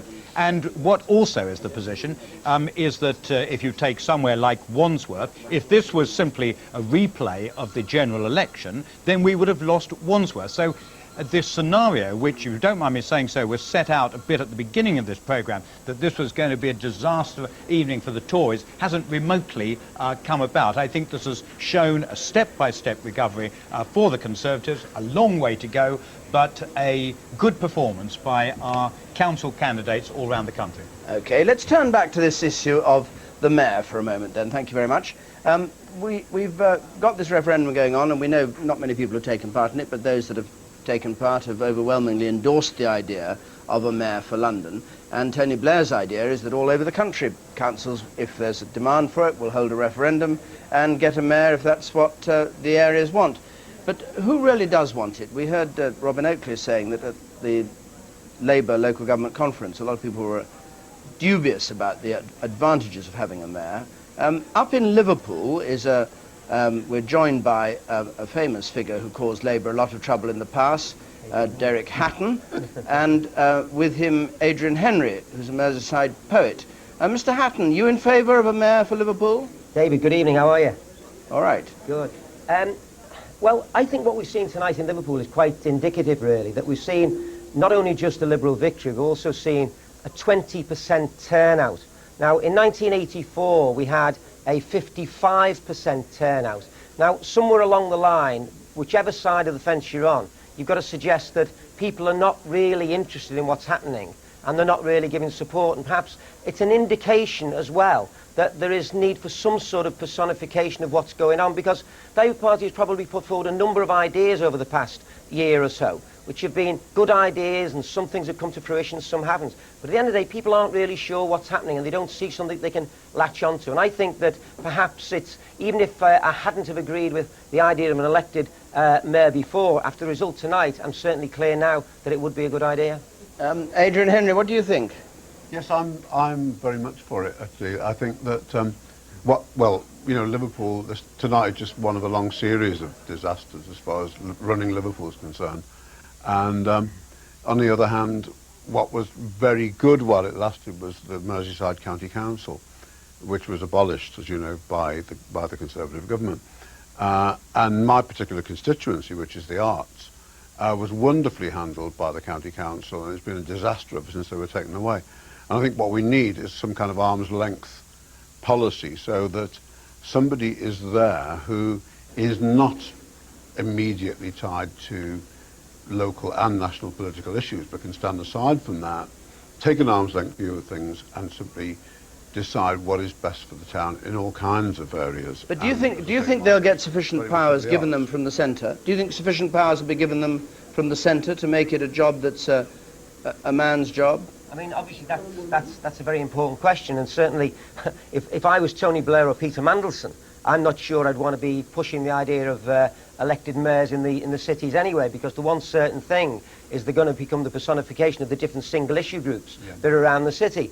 And to be honest, I find it difficult to understand why they're actually supporting it. But nonetheless, I mean, the only way it can exist is if they've got the real powers. If they haven't got the powers, it's pointless having them there. It'll just be simply another figurehead, which is the last thing that places like Liverpool want. Okay, let's go to Birmingham, which in the past was famous for having very, very powerful mayors at the turn of the century. It was a city that generated itself on the basis of having mayors who spoke for it. We're joined there by Andy Howells, who's a Labour councillor. You in favour of a mayor for Birmingham? No, I'm not convinced, David. I think in London the argument for doing something about fragmented government was overwhelming. In other big cities, that isn't the case. We have strong local government, and I think one of the worries we have is the relationship between a mayor and its city council. Maybe that might lead to fragmentation of politics here rather than bringing it together. I suspect that most people in the big cities are much more interested in politics that look to decentralise or devolve power rather than centralise it around one figure. And after the low turnout this time round, will there be an appetite for a referendum even in Birmingham? I mean, do you think it's actually going to come to a referendum on whether you should have one or not? No, I'm not sure there is. I mean, people aren't complacent about a local government, and the low turnout figures are a concern to us all here too. I think local government in general around the country, though, wants time to experiment with perhaps a number of different methods of reforming local government to see which work best. And there is a great concern about, in a sense, an elected mayor which is very much a development-led agenda, and local authorities, the best of which are doing a lot to decentralise power and to try and build up local communities. And there isn't the swathe of mass public support for this that there is in London. Okay, thanks very much. Let's go to Sheffield, where the Labour leader was defeated tonight, and he was very much anti the idea of a mayor for Sheffield. Jan Wilson is there, Labour councillor. You in favour of a mayor for Sheffield? Well, I can't really see I'm not yet convinced of what's going to be added to the process of local government by this idea of an elected mayor. Even though Sheffield, of course, were disappointed this evening with their results, it still seems that the sort of ward democracy that we have offers the most stable and community responsive sort of government that I'd like to see continue We're also developing, aren't we, regional assemblies and a regional structure. So for major strategic issues, we've got that becoming established. So I've yet to be convinced by what would be added to the process by this elected mayor. If you had a powerful chief executive in the form of a mayor, might you have avoided some of the pickle you've got into over debt and all the rest of it that's caused you such trouble tonight? Oh, I think the history of Sheffield politics is a lot longer than and can't just be put together in the idea of one strong executive position. No, we've had a difficult position in Sheffield for several years now. I think it's widely known that we've suffered greatly from Conservative central government, and we're beginning to pull that back again now. Not quick enough for us, of course, but I'll still stick with the system we've got. Michael Corner is there as well in Sheffield, chairman of Destination Sheffield. I'm not quite sure what Destination Sheffield is, since you presumably are there, but anyway, you could explain it and say your view about a mayor. Destination Sheffield is the promotion arm of the city on tourism, conferences and the external image of the city, and I have the privilege to be its chairman. In terms of a mayor, I would say certainly it's a good idea for London, where with 32 boroughs you've got a dissipated situation and nobody speaking on behalf of one of the major cities of Europe, if not the world. What you have got in the rest of the major cities, however, are long-standing circumstances where mayors do exist, although not of the type that would be directly elected.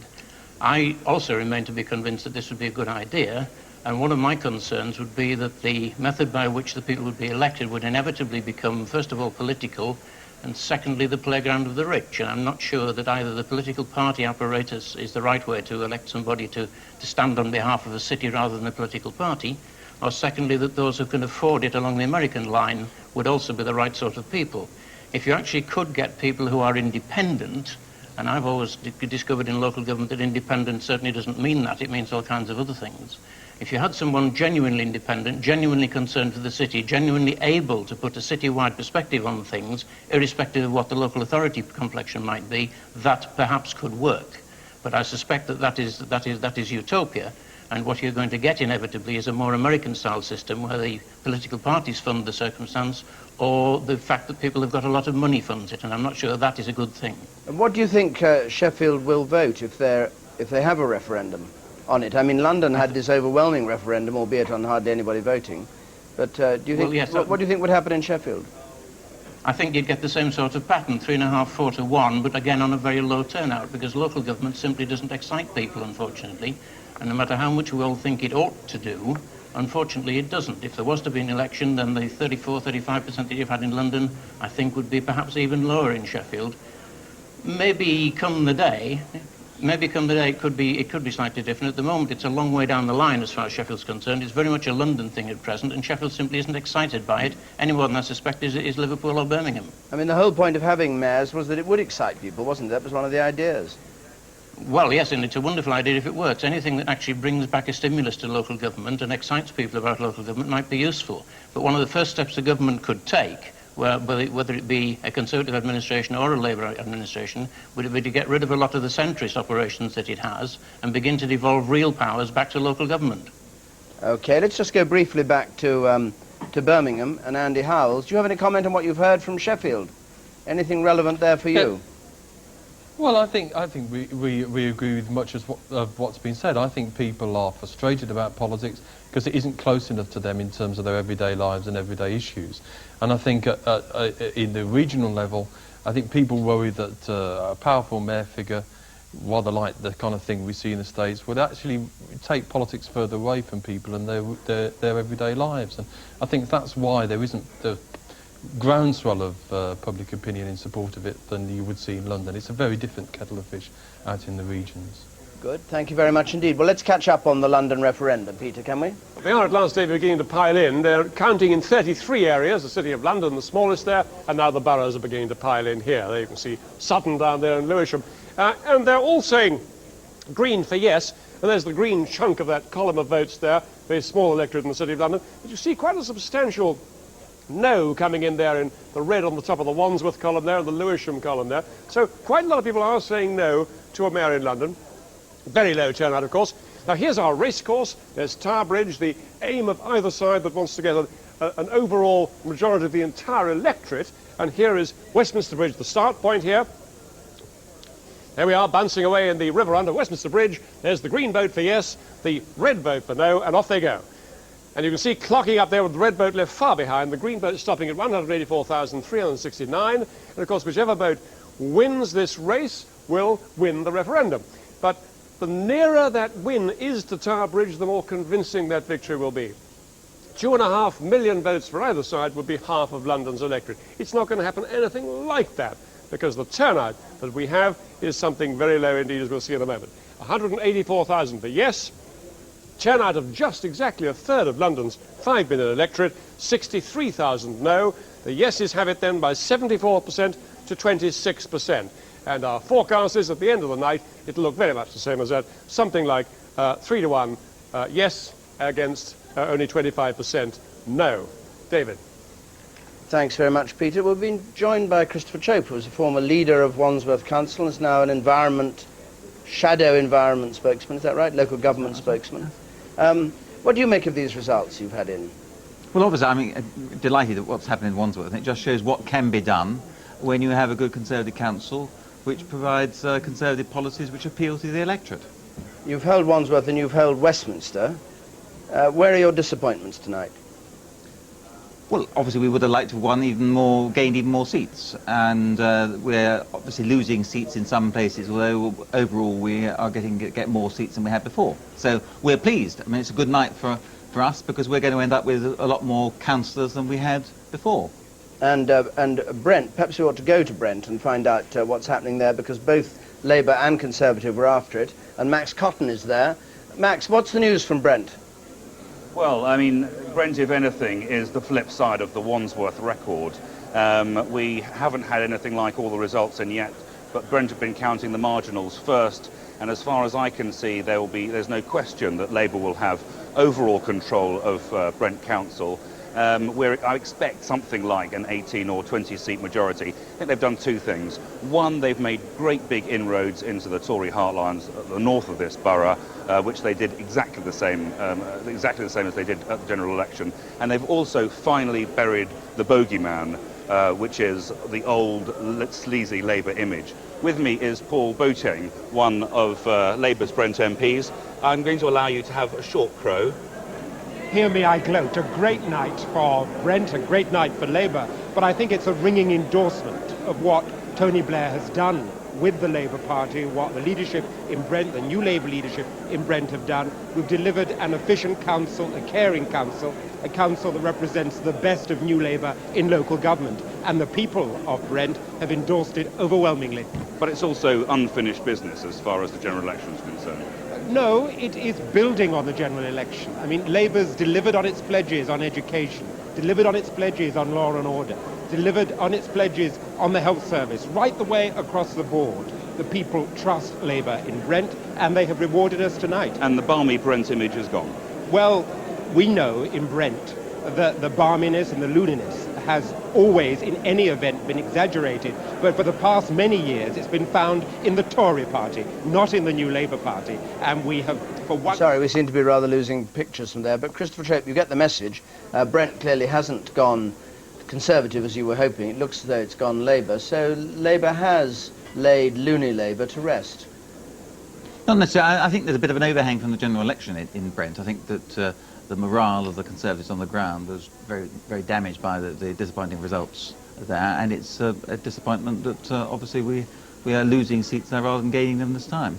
Labour gained Harrow, and you failed to gain Croydon too, speaking in the London area. Yes, but we actually increased the number of seats in Wandsworth, and it's an extraordinary phenomenon in a sense happening in London, and it looks as though in places like Kingston we're also going to be gaining seats. Let's just catch up with the Wandsworth result. Lance Price is there. What was the final outcome in Wandsworth? The final outcome was that the Conservatives picked up a net 5 seats. They won 6, but they also lost 1 to Labour, so a net gain of 5 seats here, including some seats that have been Labour for some time, Roehampton in particular in the south-west of the constituency, big council estates down there, which voted Conservative on this occasion. Low turnout, as we've been seeing elsewhere in the country and certainly in London, but also a feeling that Labour didn't manage to get their vote out. There was what the Anoraks like to call differential turnout. The Conservatives turned out in larger numbers than Labour did, and it certainly resulted in Wandsworth being yet again a good news story for the Conservatives. Thanks, Lars. Stephen Bowes. Well, to make the point really that the Brent result is very good for Labour, but taken alongside Labour getting overall control of Harrow, I mean, these are spectacular results. For Labour to have control of Harrow, and we gained 15 seats in Harrow today, is really a very good result, reflecting what we did in the general election last year.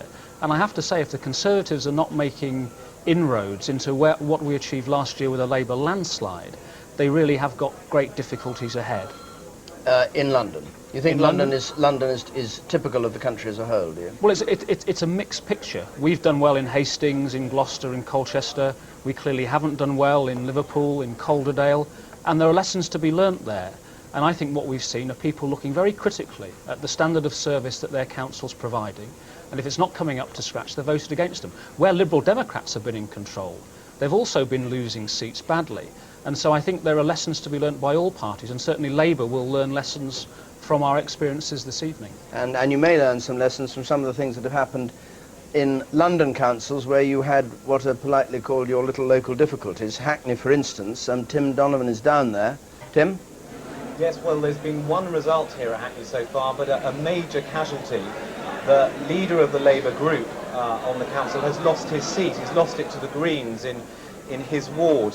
John McCafferty was leader of the council when Labour won it in 1994, but since then, of course, there's been this split. He was leader at the time that the council split, and a number of the councillors opposed his style and opposed him, and they've stood as Liberal Democrats and Tories. Well, Mr McCafferty is with me now. This is obviously a personal blow to you, and would you ever have expected it? What happened this evening and today, I believe, was simply that the Labour vote in Hackney did not come out. It certainly didn't come out in the numbers that we would have wanted. The fact that it didn't come out indicates what? That people really are blaming you for the chaos that's been in this borough over the past few years. I think it's a bit more complex than that, but clearly people in Hackney are saying they are not satisfied with the Labour Party. I accept that we have not done enough to convince them that we had put our house in order and that we were fit and confident to run the council. I would accept that judgment on the North D4 result and possibly overall. If you're not winning safe wards like this one, like your own, what does this mean for Labour tonight? Well, the vote tonight, we don't know yet. It will be mixed. Clearly, we would have wanted and had hoped to win North D4. But we don't know how the end result is going to look. There is going to be voting. We're hearing in Brent that Labour are doing well. They're putting the loony image behind them. Here it looks the opposite might be happening. You just can't get rid of this image. Well, I think people have looked over the past few years. They elected in Labour Council in '94. They have clearly not been happy with what happened inside the Labour Party. That has affected the result tonight. I think a number of other factors have. There has been a large degree of apathy. Our returns, people were saying, yes, we will vote Labour, but they didn't actually come out and do so. So it's a bit more complex than simply saying... But where from here, just briefly, I mean, how do you claw back credibility if you're going to be losing in places like this? I think the first message which the Labour Party in Hackney has to give out is that it's a united party. Parties which split, where there has been internal wrangling, historically don't win.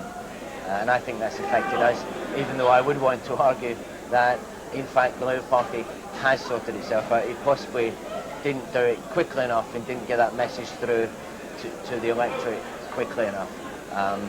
But people are still there. Hackney will continue to vote Labour. We will take the seats back. But we've not you as a councillor or as leader at the moment. Fair enough. That's the view of the people in North Default. That's democracy. Thank you very much indeed. You're welcome. Okay, thanks very much. Let's have a look now at how things stand. Still not much increase on these councils because the London boroughs, the 32 London boroughs, are still most of them busy counting. But the total so far, 79 for Labour, up 1, Liberal Democrats 12, down 5, the Conservatives 8, up 2, no overall control, up 2. But since most of those are changes of just 1/3, what we're really looking at is the change in the number of councillors and the share of the vote. Here are the councillors. Labour down 129, the Conservatives up 243, Liberal Democrats down 84, the Independents down 8, others down 22. And Liberal Democrat gain control of Liverpool from the rather confused no overall control with lots of the different brands of Labour.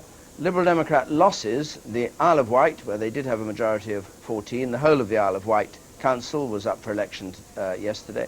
West Lindsey, Rochford, Woking, Colchester and Hastings. Conservatives, gains in Tunbridge Wells and Runnymede. Conservative holds their two flagships of Wandsworth and Westminster in London. Labour gains Harrow, which they think the Tories should have held at a good time, and Labour hold on to Croydon, Hull, Trafford, Rochdale and Milton Keynes, lose control of Cambridge. John Prescott speaking on this programme about this very low turnout. We've had 26%. We're concerned about the turnout. We've got lots of ideas for local government reform to increase participation. And Paddy Ashdown, the leader of the Liberal Democrats, also on this programme. We've seen consolidation in some areas, steady growth in others. It's a bad night for the Tories. And Sir Norman Fowler, Conservative environment spokesman, step by step we're recovering. The signs are of people coming back to the Conservatives. And on that referendum on London, this is how it looks at the moment: 76% yes, 24% no, very closely in line with the polls, but again a very low turnout there. So now let's go and hear a bit about what's been going on in Birmingham. We join Jane Corbyn. Well, here in Birmingham, Labour have held the council, but the Conservatives had hoped to just squeeze ahead of the Liberal Democrats to become the main party of opposition, which the Liberal Democrats took over at the last local election. And in fact, they've just done it. They've now got 17 seats to the Liberal Democrats, 16. They've taken 3, 2 from Labour, 1 from the Liberal Democrats. And with me are Julie Kirkbride, who's the Conservative MP for Bromsgrove, John Hemming, a Liberal councillor here in Birmingham, and Gisela Stewart, who's a Labour MP for Edgbaston. Julie Kirkbride, you've just done it, 3 seats there, but it's a very narrow margin, no real sign of recovery, not here in Birmingham and not nationally either. Well, I don't think that's the case. Here in Birmingham tonight, we are the only party with something to smile about, something to celebrate. We are now the official opposition on Birmingham Council, which is a place that we want to be in. We obviously want to regain control of Birmingham City Council. But the fact is that we are now the main opposition, and that is something that is very important. We've done that across the country. We've deprived the Liberal Democrats in a variety of seats now of control of the council, so we are clearly on our way back. And what I'm really... Clearly on your way back? Clearly That's on our way overstating back. The case, surely. Well, I don't think so, because in the national opinion polls over the weekend, we have been in free fall according to the national press. We are clearly not in free fall. We have made gains here in the Midlands. We are making gains across the country. We are not in free fall. We've held steady, and we have made modest gains. I accept they are modest, but nevertheless, we are on our way back. There is no enthusiasm for the Labour Party and the Labour government. Their national opinion poll ratings bears no resemblance to the real poll, what we've seen in these elections. And the Liberal Democrats, I'm afraid, are clearly on the way down. John Hemming, you're no longer the main party of opposition here in Birmingham. You always claim to be the voice of local government. That's not the case here tonight. Well, my vote went up by 3%. In the constituency, we're up to 63.3%. But you're no longer the main party of opposition. We've lost an excellent councillor in Christine Ransom-Ollis, which is very sad. She was a very good councillor. It's sad that she's gone. If we hadn't lost that seat by 163 votes to the Tories, we would be the opposition, not them. So it was very, very close. There was 163 votes in it. I think the issue you should be looking at in this city is actually what's happening in the inner cities to the Labour vote when they lose seats like Small Heath to an independent campaign. But of course, the Liberal Democrats have had major losses throughout the country, at least 6, as we know it at this time. Well, I don't know the details of the results from the other areas of the country, because you do actually have to look at the individual seats and what's happening in the individual seats. I understand we're doing very well in some urban areas against Labour. I'm the sort of Liberal Democrat who has no time for the Labour Party, so I'm obviously very happy to see that we're making progress against the Labour Party. Gisela Stewart, one of the things that's coming out here in Birmingham tonight and across the country is exceedingly low turnout. In some of the wards here as low as 17%, 26% overall in Birmingham. There's no enthusiasm for Labour for anyone, really. Actually, it shows that there is enthusiasm. They're thinking the government and the local council are doing a very good job. What I found on the doorstep is people felt they've done the job last year. People said to me, but, we voted for you last year. And they felt, things are right. The significant thing, if you look at Birmingham, Dennis Minnis defended Edgbaston, has never had a Labour councillor, ever. In 1994, he took that seat, and he held on to it. And that, to me, is an extraordinary sign of that, So you don't accept that there's just no interest in it, and that's why small numbers of people have turned out here in Birmingham, and indeed across the country? No, I accept that there's a lack of interest and there's a low turnout, but the conclusions I draw from that is that there's no enthusiasm for going yet again to the ballot box, because people are actually quite happy with what the government is doing and what the local councils are doing. Julie Kirkbride? Well, there's no enthusiasm for a Labour government. I think it's totally disingenuous what Giza is saying, and actually really rather naive in comparison to what her voters are actually thinking. It cannot possibly be true that they don't understand the difference But they still between hold... a local election and a national election. That's a preposterous But she's thing got a to point. say. They still hold Birmingham Council comfortably. Yes, comfortably. They still, Edgbaston. they still hold Birmingham City Council, but not enough seats came up this time for us possibly to win it back. And the fact is that in I'm going to have to wind you up. Edgbaston, I'm afraid we won one seat. So we're clearly chomping at her heels, and we'll be back again next year to win more. Thank you all. Now, let's have a look at London. We've had a few more results in. We said they'd count late, and they have been counting late, but now, at last, the results from the London borough seem to be coming in. Peter? It gets more and more fascinating, David. I mean, the London referendum may be a foregone conclusion. The London boroughs and what's happening to the share of the vote in London is rather more interesting. Here we have the situation. We have altogether 6 Labour wins so far, 3 Conservatives, no Lib Dems yet, and 1 no overall control. Havering has just found he couldn't produce a clear winner. But you notice the Tories have taken the 3 jewels in the crown that they held last time. Only 1 more to come. Bromley here. There's Wandsworth, Kensington, Chelsea and Westminster. Bromley still to come. Just a chance that the Tories could lose Bromley. Now, the changes then. One big change. Here is Labour moving up to take Harrow from no overall control, overtaking the Liberal Democrats and the Conservatives. Quite a dramatic win that. Unexpected. The Labour taking Harrow. So what's happening in London? The answer is that the change in the share of the vote in London is rather different from what it is in the rest of the country. If you remember, the change, again, we're talking about the change on the 1994 election, local election, when these seats were last contested. If you remember, this red block was going downwards nationwide, -5%. Here in London, Labour's up 1% on what was for Labour a good election in 1994. The Tories, in a very bad election in 1994, up just 1%, and the Liberal Democrats down 3%. So, again, the message we're beginning to get from London is that Labour are doing rather better here than they are in the rest of the country. Things could look a little different with that share of the vote, the pattern of the share of the vote all over the country. David? Peter, thank you very much. Down at Church House is John Sopel. Is the excitement mounting, John, as the results of the referendum on the mayor come through? We haven't finished yet, David. We haven't finished yet. I can tell you, I want to get out my red and green crayons because I want to paint in more of Tower Bridge, because we've had 14 results now. 488,561 say yes, that's 74.8%. Around 164,000 say no, that's 25.2%. Now, this is the hall where the results have been declared. And if you think this lacks atmosphere, let me take you now over to where the party's taking on, because I'm sure you'll want to get up now and leave the studio, because that is the party that is humming in Church House. Except, well, there's a couple of people there. Would you want another drink? No. No, maybe I won't have another drink. Maybe I will just go home too. That's the party scene here. It's hot, isn't it? Cool Britannia, John. So that is London celebrating the fact it's going to have a mayor. So this is London celebrating the fact that it's going to have a mayor. It's pretty kind of funereal in here, and it looks even worse next door. And what do you read into that?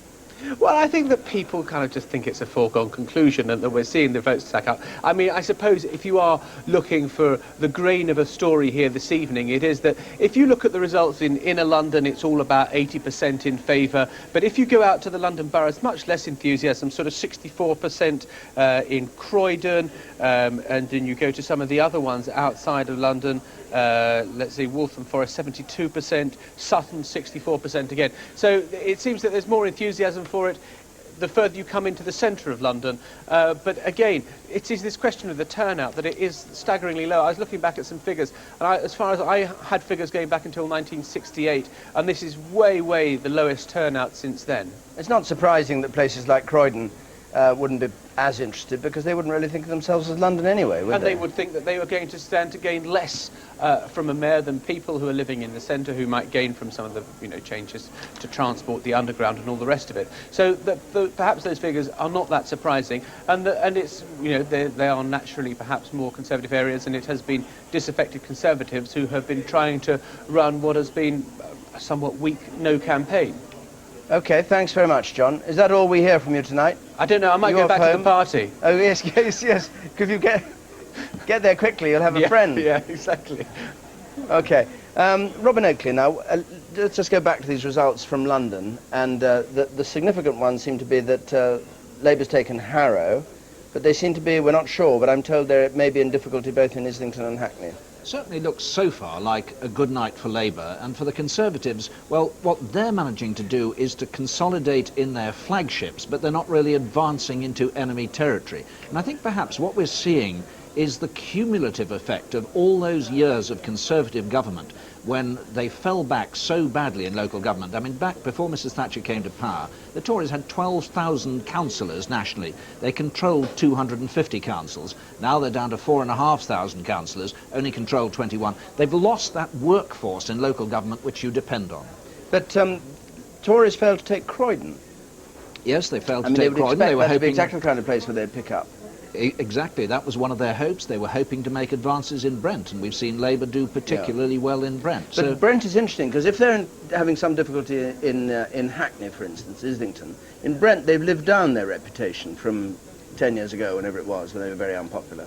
Yes. So there's a sort of different view of London in different parts of London. These are very patchy results indeed, and Liberal Democrats losing surprisingly in some areas and making some gains in others. But rationally patchy, do you think? I mean, people actually making up their minds about the party in their own area and knowing what their reputation is? Well, difficult to decide on these very low turnout figures exactly how people are making their decisions and how much this is a reflection of national questions, how much of local questions. Tony? No, there's one very important point that one loses sight of when one talks about low turnout. When you get turnout under a third, going down to a quarter in some places, the people who are turning out are precisely the people who are interested in politics. They're the people who know about the local political scene, who read about local politics in the newspapers, who have views about the local politicians. And one of the things we're seeing tonight, I think precisely partly because of the low turnout, is this enormous variation from place to place. What we're getting here is not a national verdict, either on the government or on any of the major political parties. What we're getting is an aggregation of local verdicts. And you can see even within London, on the basis of the results we've had so far and the ones that we think are coming in Hackney and Islington, that people are deciding in Hackney, in Islington, in Croydon, in Harrow, what they want. And this does make a change from 20, 30 years ago, when local elections simply constituted a kind of annual referendum on the performance of the government. That clearly cannot be happening here tonight. Well, it's a very interesting point, which I'll take up with our guests here in just a moment. But let's get the news from Southwark, first of all, with Lorraine Davidson. This was Labour-controlled, and Liberal Democrats had their eyes on it, didn't they? They certainly do, but it's still too close to call, I think, at the moment. Labour control this council by 4 seats. Now, the Liberal Democrats have been gradually eating into Labour's vote here in Southwark, and tonight they were hoping to deprive them of overall control and perhaps even take control themselves. But it's still far too close to call. There's a lot of nervous faces in both Labour and the Liberal Democrat camps, and I think individual seats are going to change control. The Liberal Democrats are very confident of taking a couple of Labour ones, but also Labour are confident of taking some Lib Dems. So although there are going to be changes, I think the overall result at the end of the night may be pretty much the one we've had before. Do we know how they voted on the mayor, by the way, for London? Did you get the mayoral vote there? We have. It was quite high, actually, in favour of yes. It was over 80% and about 19% on the no vote. And how long will it be before you get the final results from Southwark? How far have they got? Well, because it's so close, we're having another result coming in now. This is only our second one. But because it's so close, I think we may even go to recounts here. And I think we could be looking at maybe 3:30 this morning before we know the overall result here. Lorraine, thanks very much indeed. Let's pick up on what Tony King was saying. You can't read anything into this in terms of support for your parties nationally. This is individual people who bother to go and vote, making decisions about their particular council. I think tonight we're coming to terms with the new political landscape after the general election last year. We've got a Labour government with which people are content. They're broadly happy with the direction in which we've gone. And what we're seeing are people looking at local issues. And the only way, I think, of explaining why we've got a real sort of patchwork across the whole country, with Liberal Democrats doing well in some places, Labour doing better in others, the Conservatives not really taking off at all, is the fact that people are looking very critically at what they're getting locally and are passing judgments on their own local council. It could almost be a renaissance of local government, but I think the worry must be that the turnout is so low.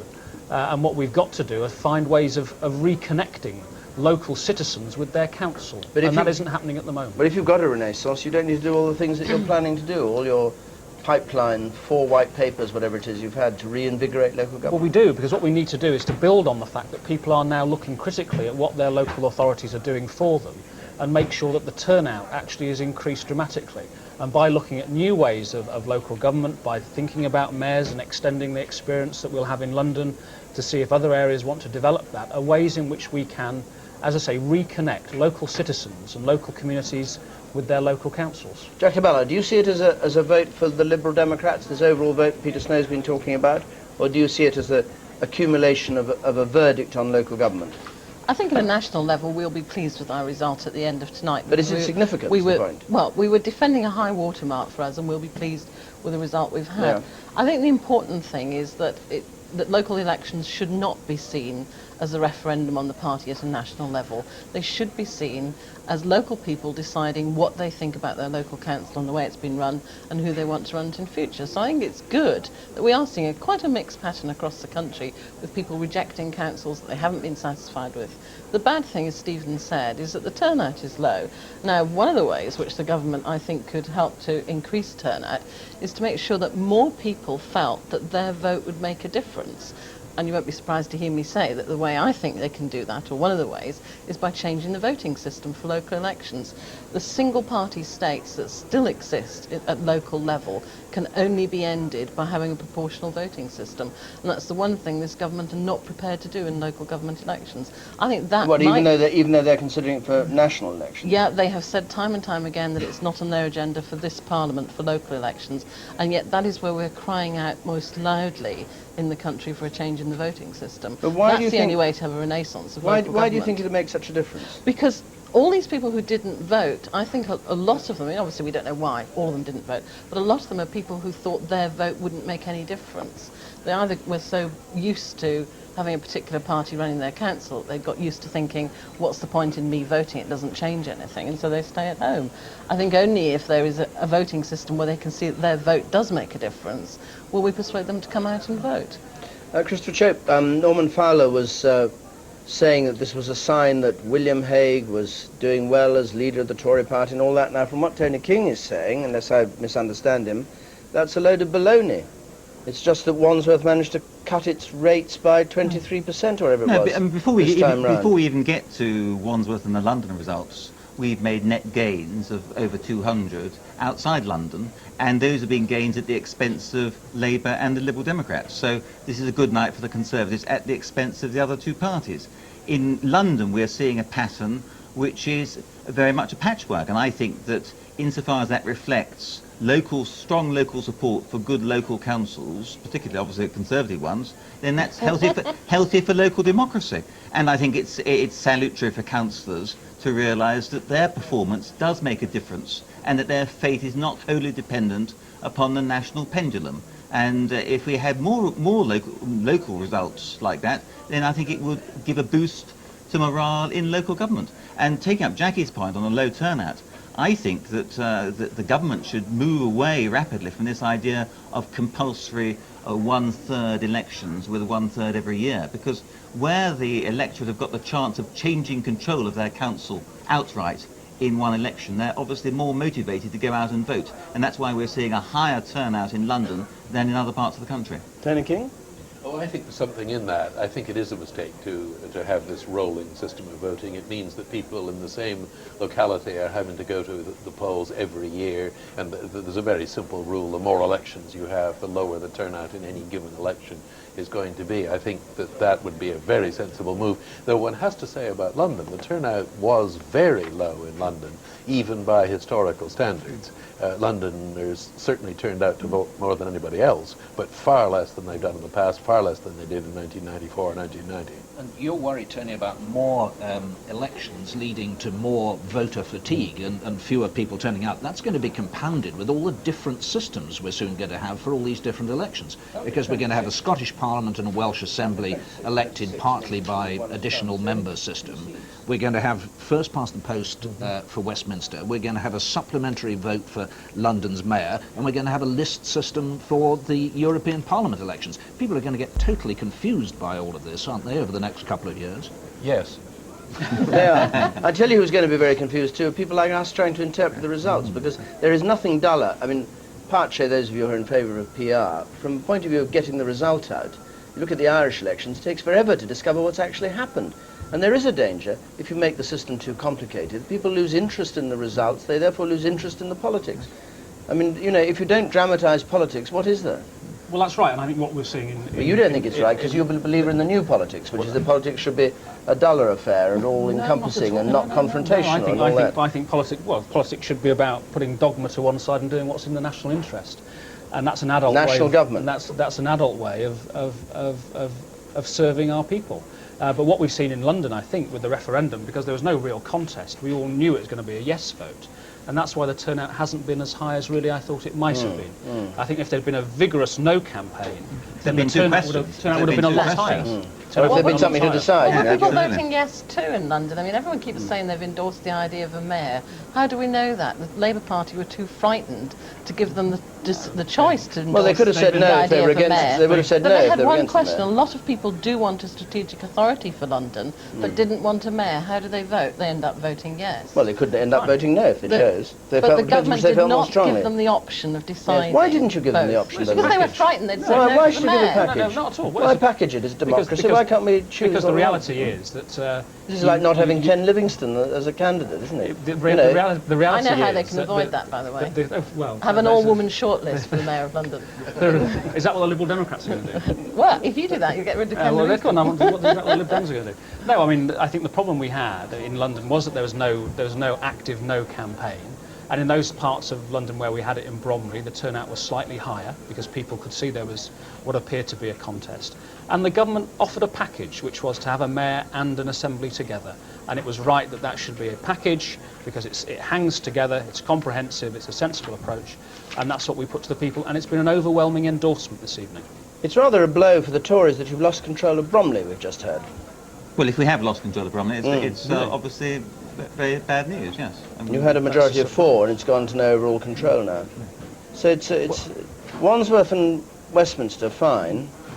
Everywhere else it's a bit troubled. And the extraordinary thing is, I mean, if you look back to when I was first elected to Wandsworth in 1974, just after the Labour government came in then, we only had 12 councillors on Wandsworth and there were 48 Labour.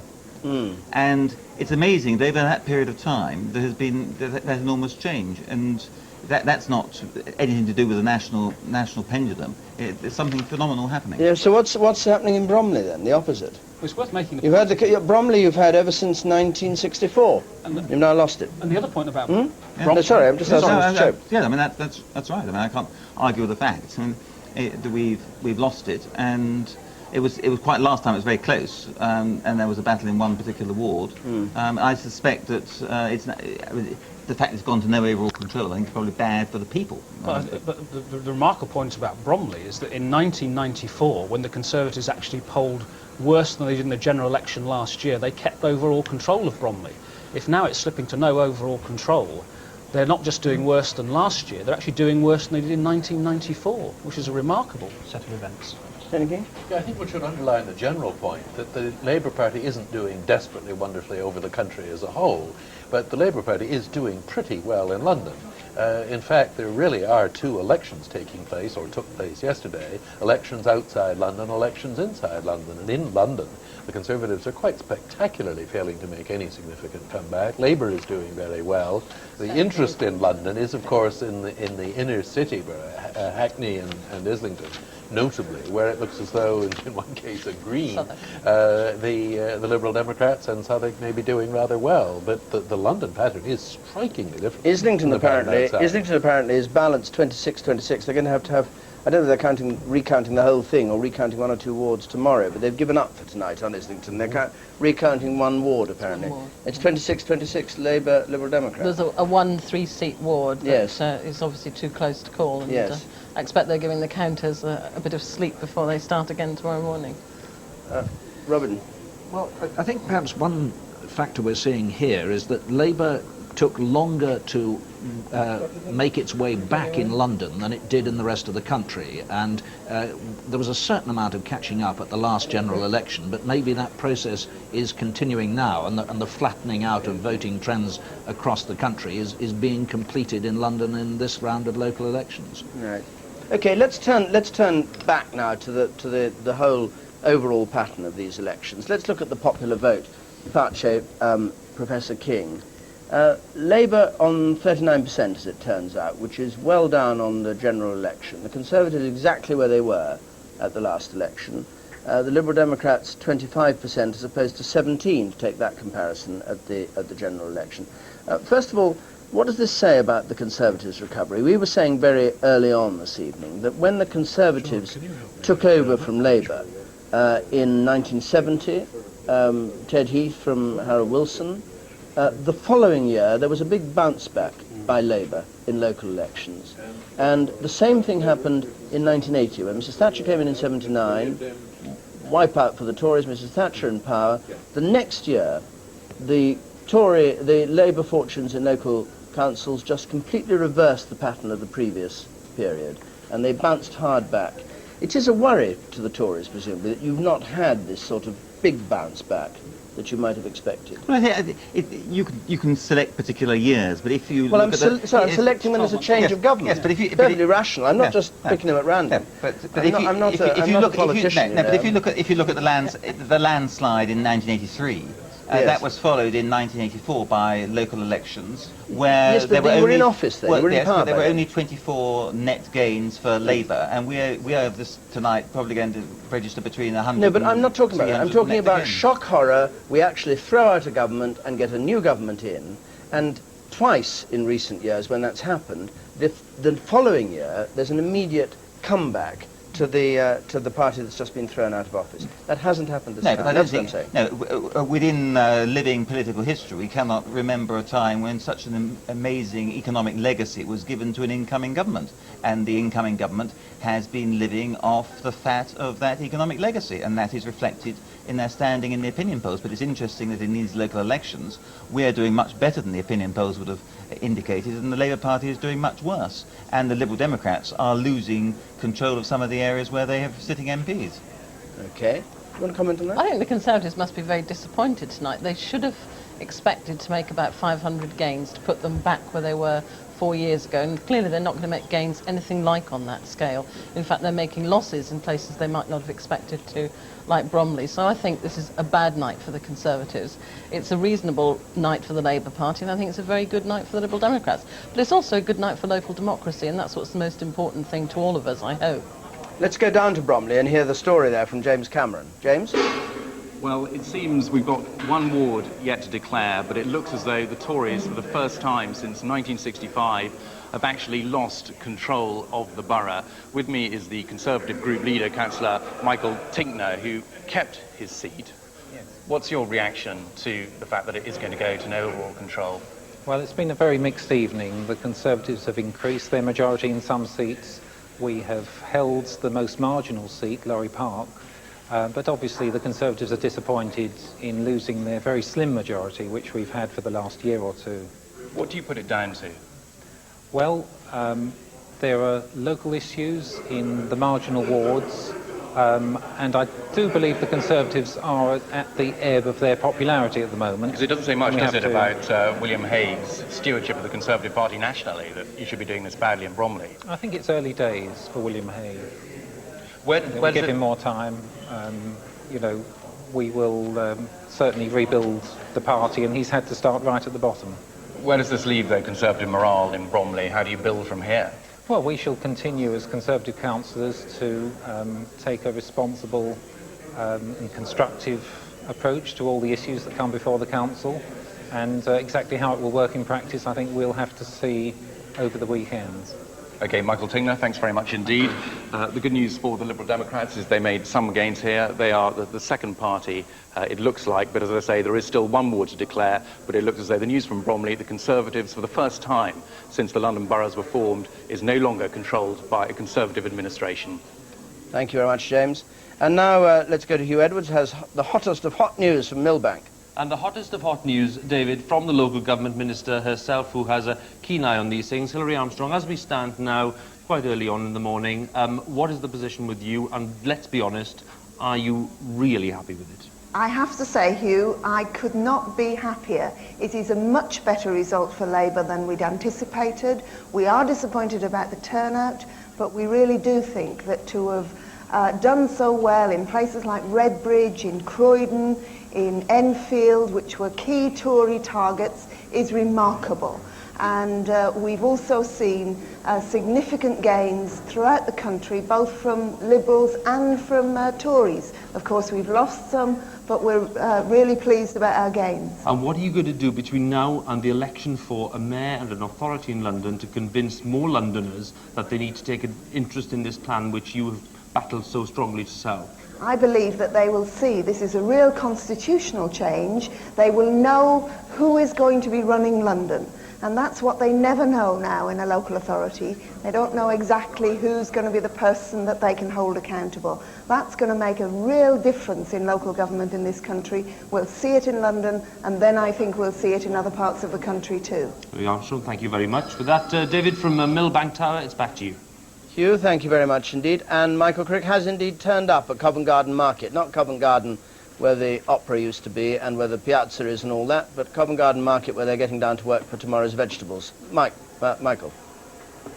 Yes, this is in fact New Covent Garden, back south of the river, and this is the flower market, which actually opened for business about 15 minutes ago and will be open all morning till about 11 o'clock, although it's not particularly busy at the moment, and it's not a very busy day of the week. And I've got with me three gentlemen, all of whom have strong views on the whole question of whether there ought to be a mayor or not. Mick, how did you vote today? I didn't. You didn't? No. Well, what do you think about the idea of a mayor? I think it's a good idea. I didn't bother voting because it's a foregone conclusion that a mayor was going to be voted for, so I didn't bother. And who would you like to see have the job? Probably Richard Branson. Why's that?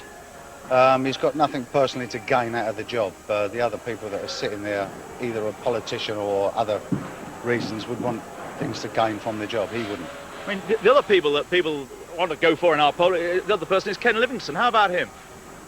No, I think he'd end up being a Labour Party puppet. Labour Party puppet, but he's not the sort of person who's going to get on well with Tony Blair, is he? Well, no, he wouldn't get on well with Tony Blair, but he'd still have to do quite a lot of what he was told by the Labour Party, and I don't think that'd be a good thing for London.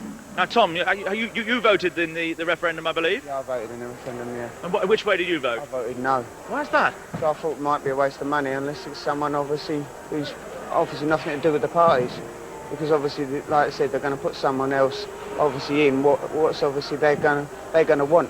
If it was someone like obviously Richard Branson, obviously I feel that he would get it done because he's got obviously nothing to gain because he's obviously financially gained anyhow, so it doesn't matter. So another vote for Branson, but you live in Bromley, and I mean I think there was quite a lot of opinion in Bromley against him. Do people in Bromley not really regard themselves as part of London? Well, no, they're probably more Kent. Now, Tim, how did you vote today? I voted no. Why's that? Well, I think London's all right the way it is at the moment, and I think having a mayor, what it's going to do is cost every person in London more money, more taxes. Now, I mean, London's now going to have a mayor. Who would you like to have in the job now that you're going to have a mayor? I don't know, because I'm not for the mayor, but I don't think Richard Branson. I think he's doing it for his own gains. He's a businessman. He's got a multinational company, Virgin. Has he got time to run London as well? I don't think so.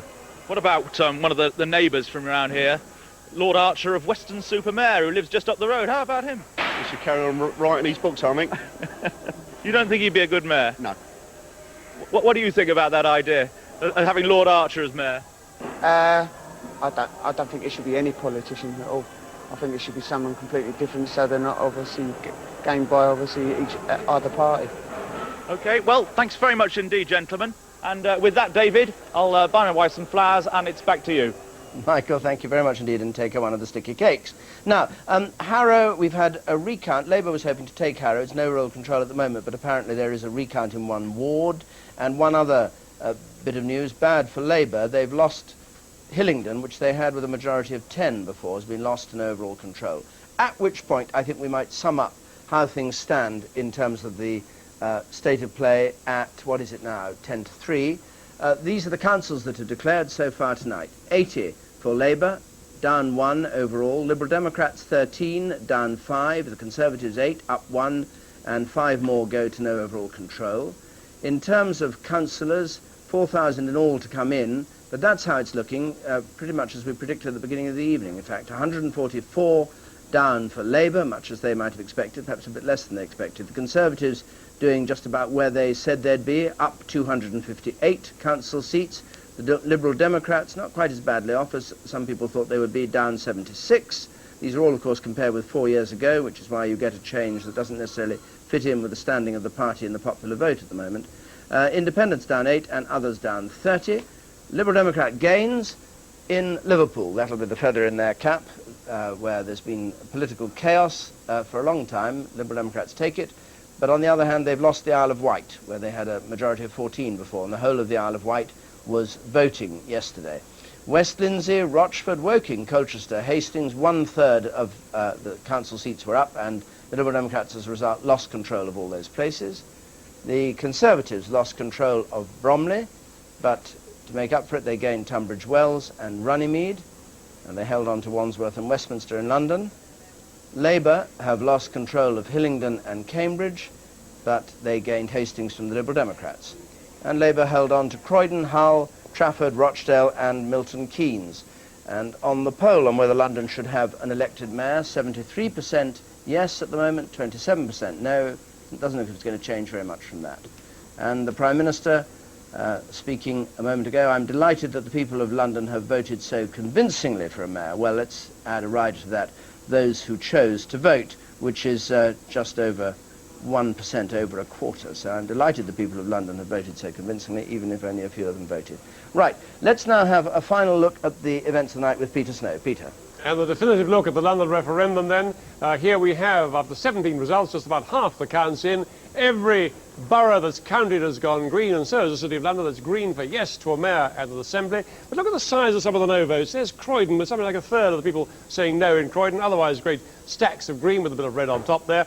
Now we look at the racecourse. Here's the Thames. There's the starting point down there. Here's Tower Bridge, which is the ideal finishing point. And these bridges represent 500,000 votes each on the way to that target for each of our speedboats waiting under Westminster Bridge here, bobbing around in the water waiting to go. Green for yes, red for no, and here they go. Now they're going to reach that first bridge representing 500,000 votes. The red boat stopped. Here goes the green boat. It's through it with 580,000 votes, something like half the count in. They're going to get nowhere near Tower Bridge. The nearer Tower Bridge they ended up, the more convincing it would be, the nearer they'd be to half the electorate. Look how far they are away from it with just half the vote counted. They're not going to make anything like that distance.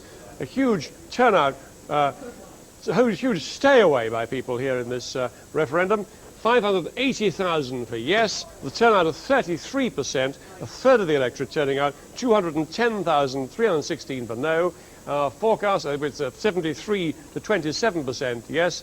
Our forecast, the way it's going to end up then, is 73 to 27, 3 to 1 yes against the noes, and so no question about it, London will have a mayor and an assembly. A triumph for the yeses, but quite a substantial no, and of course a huge stay away.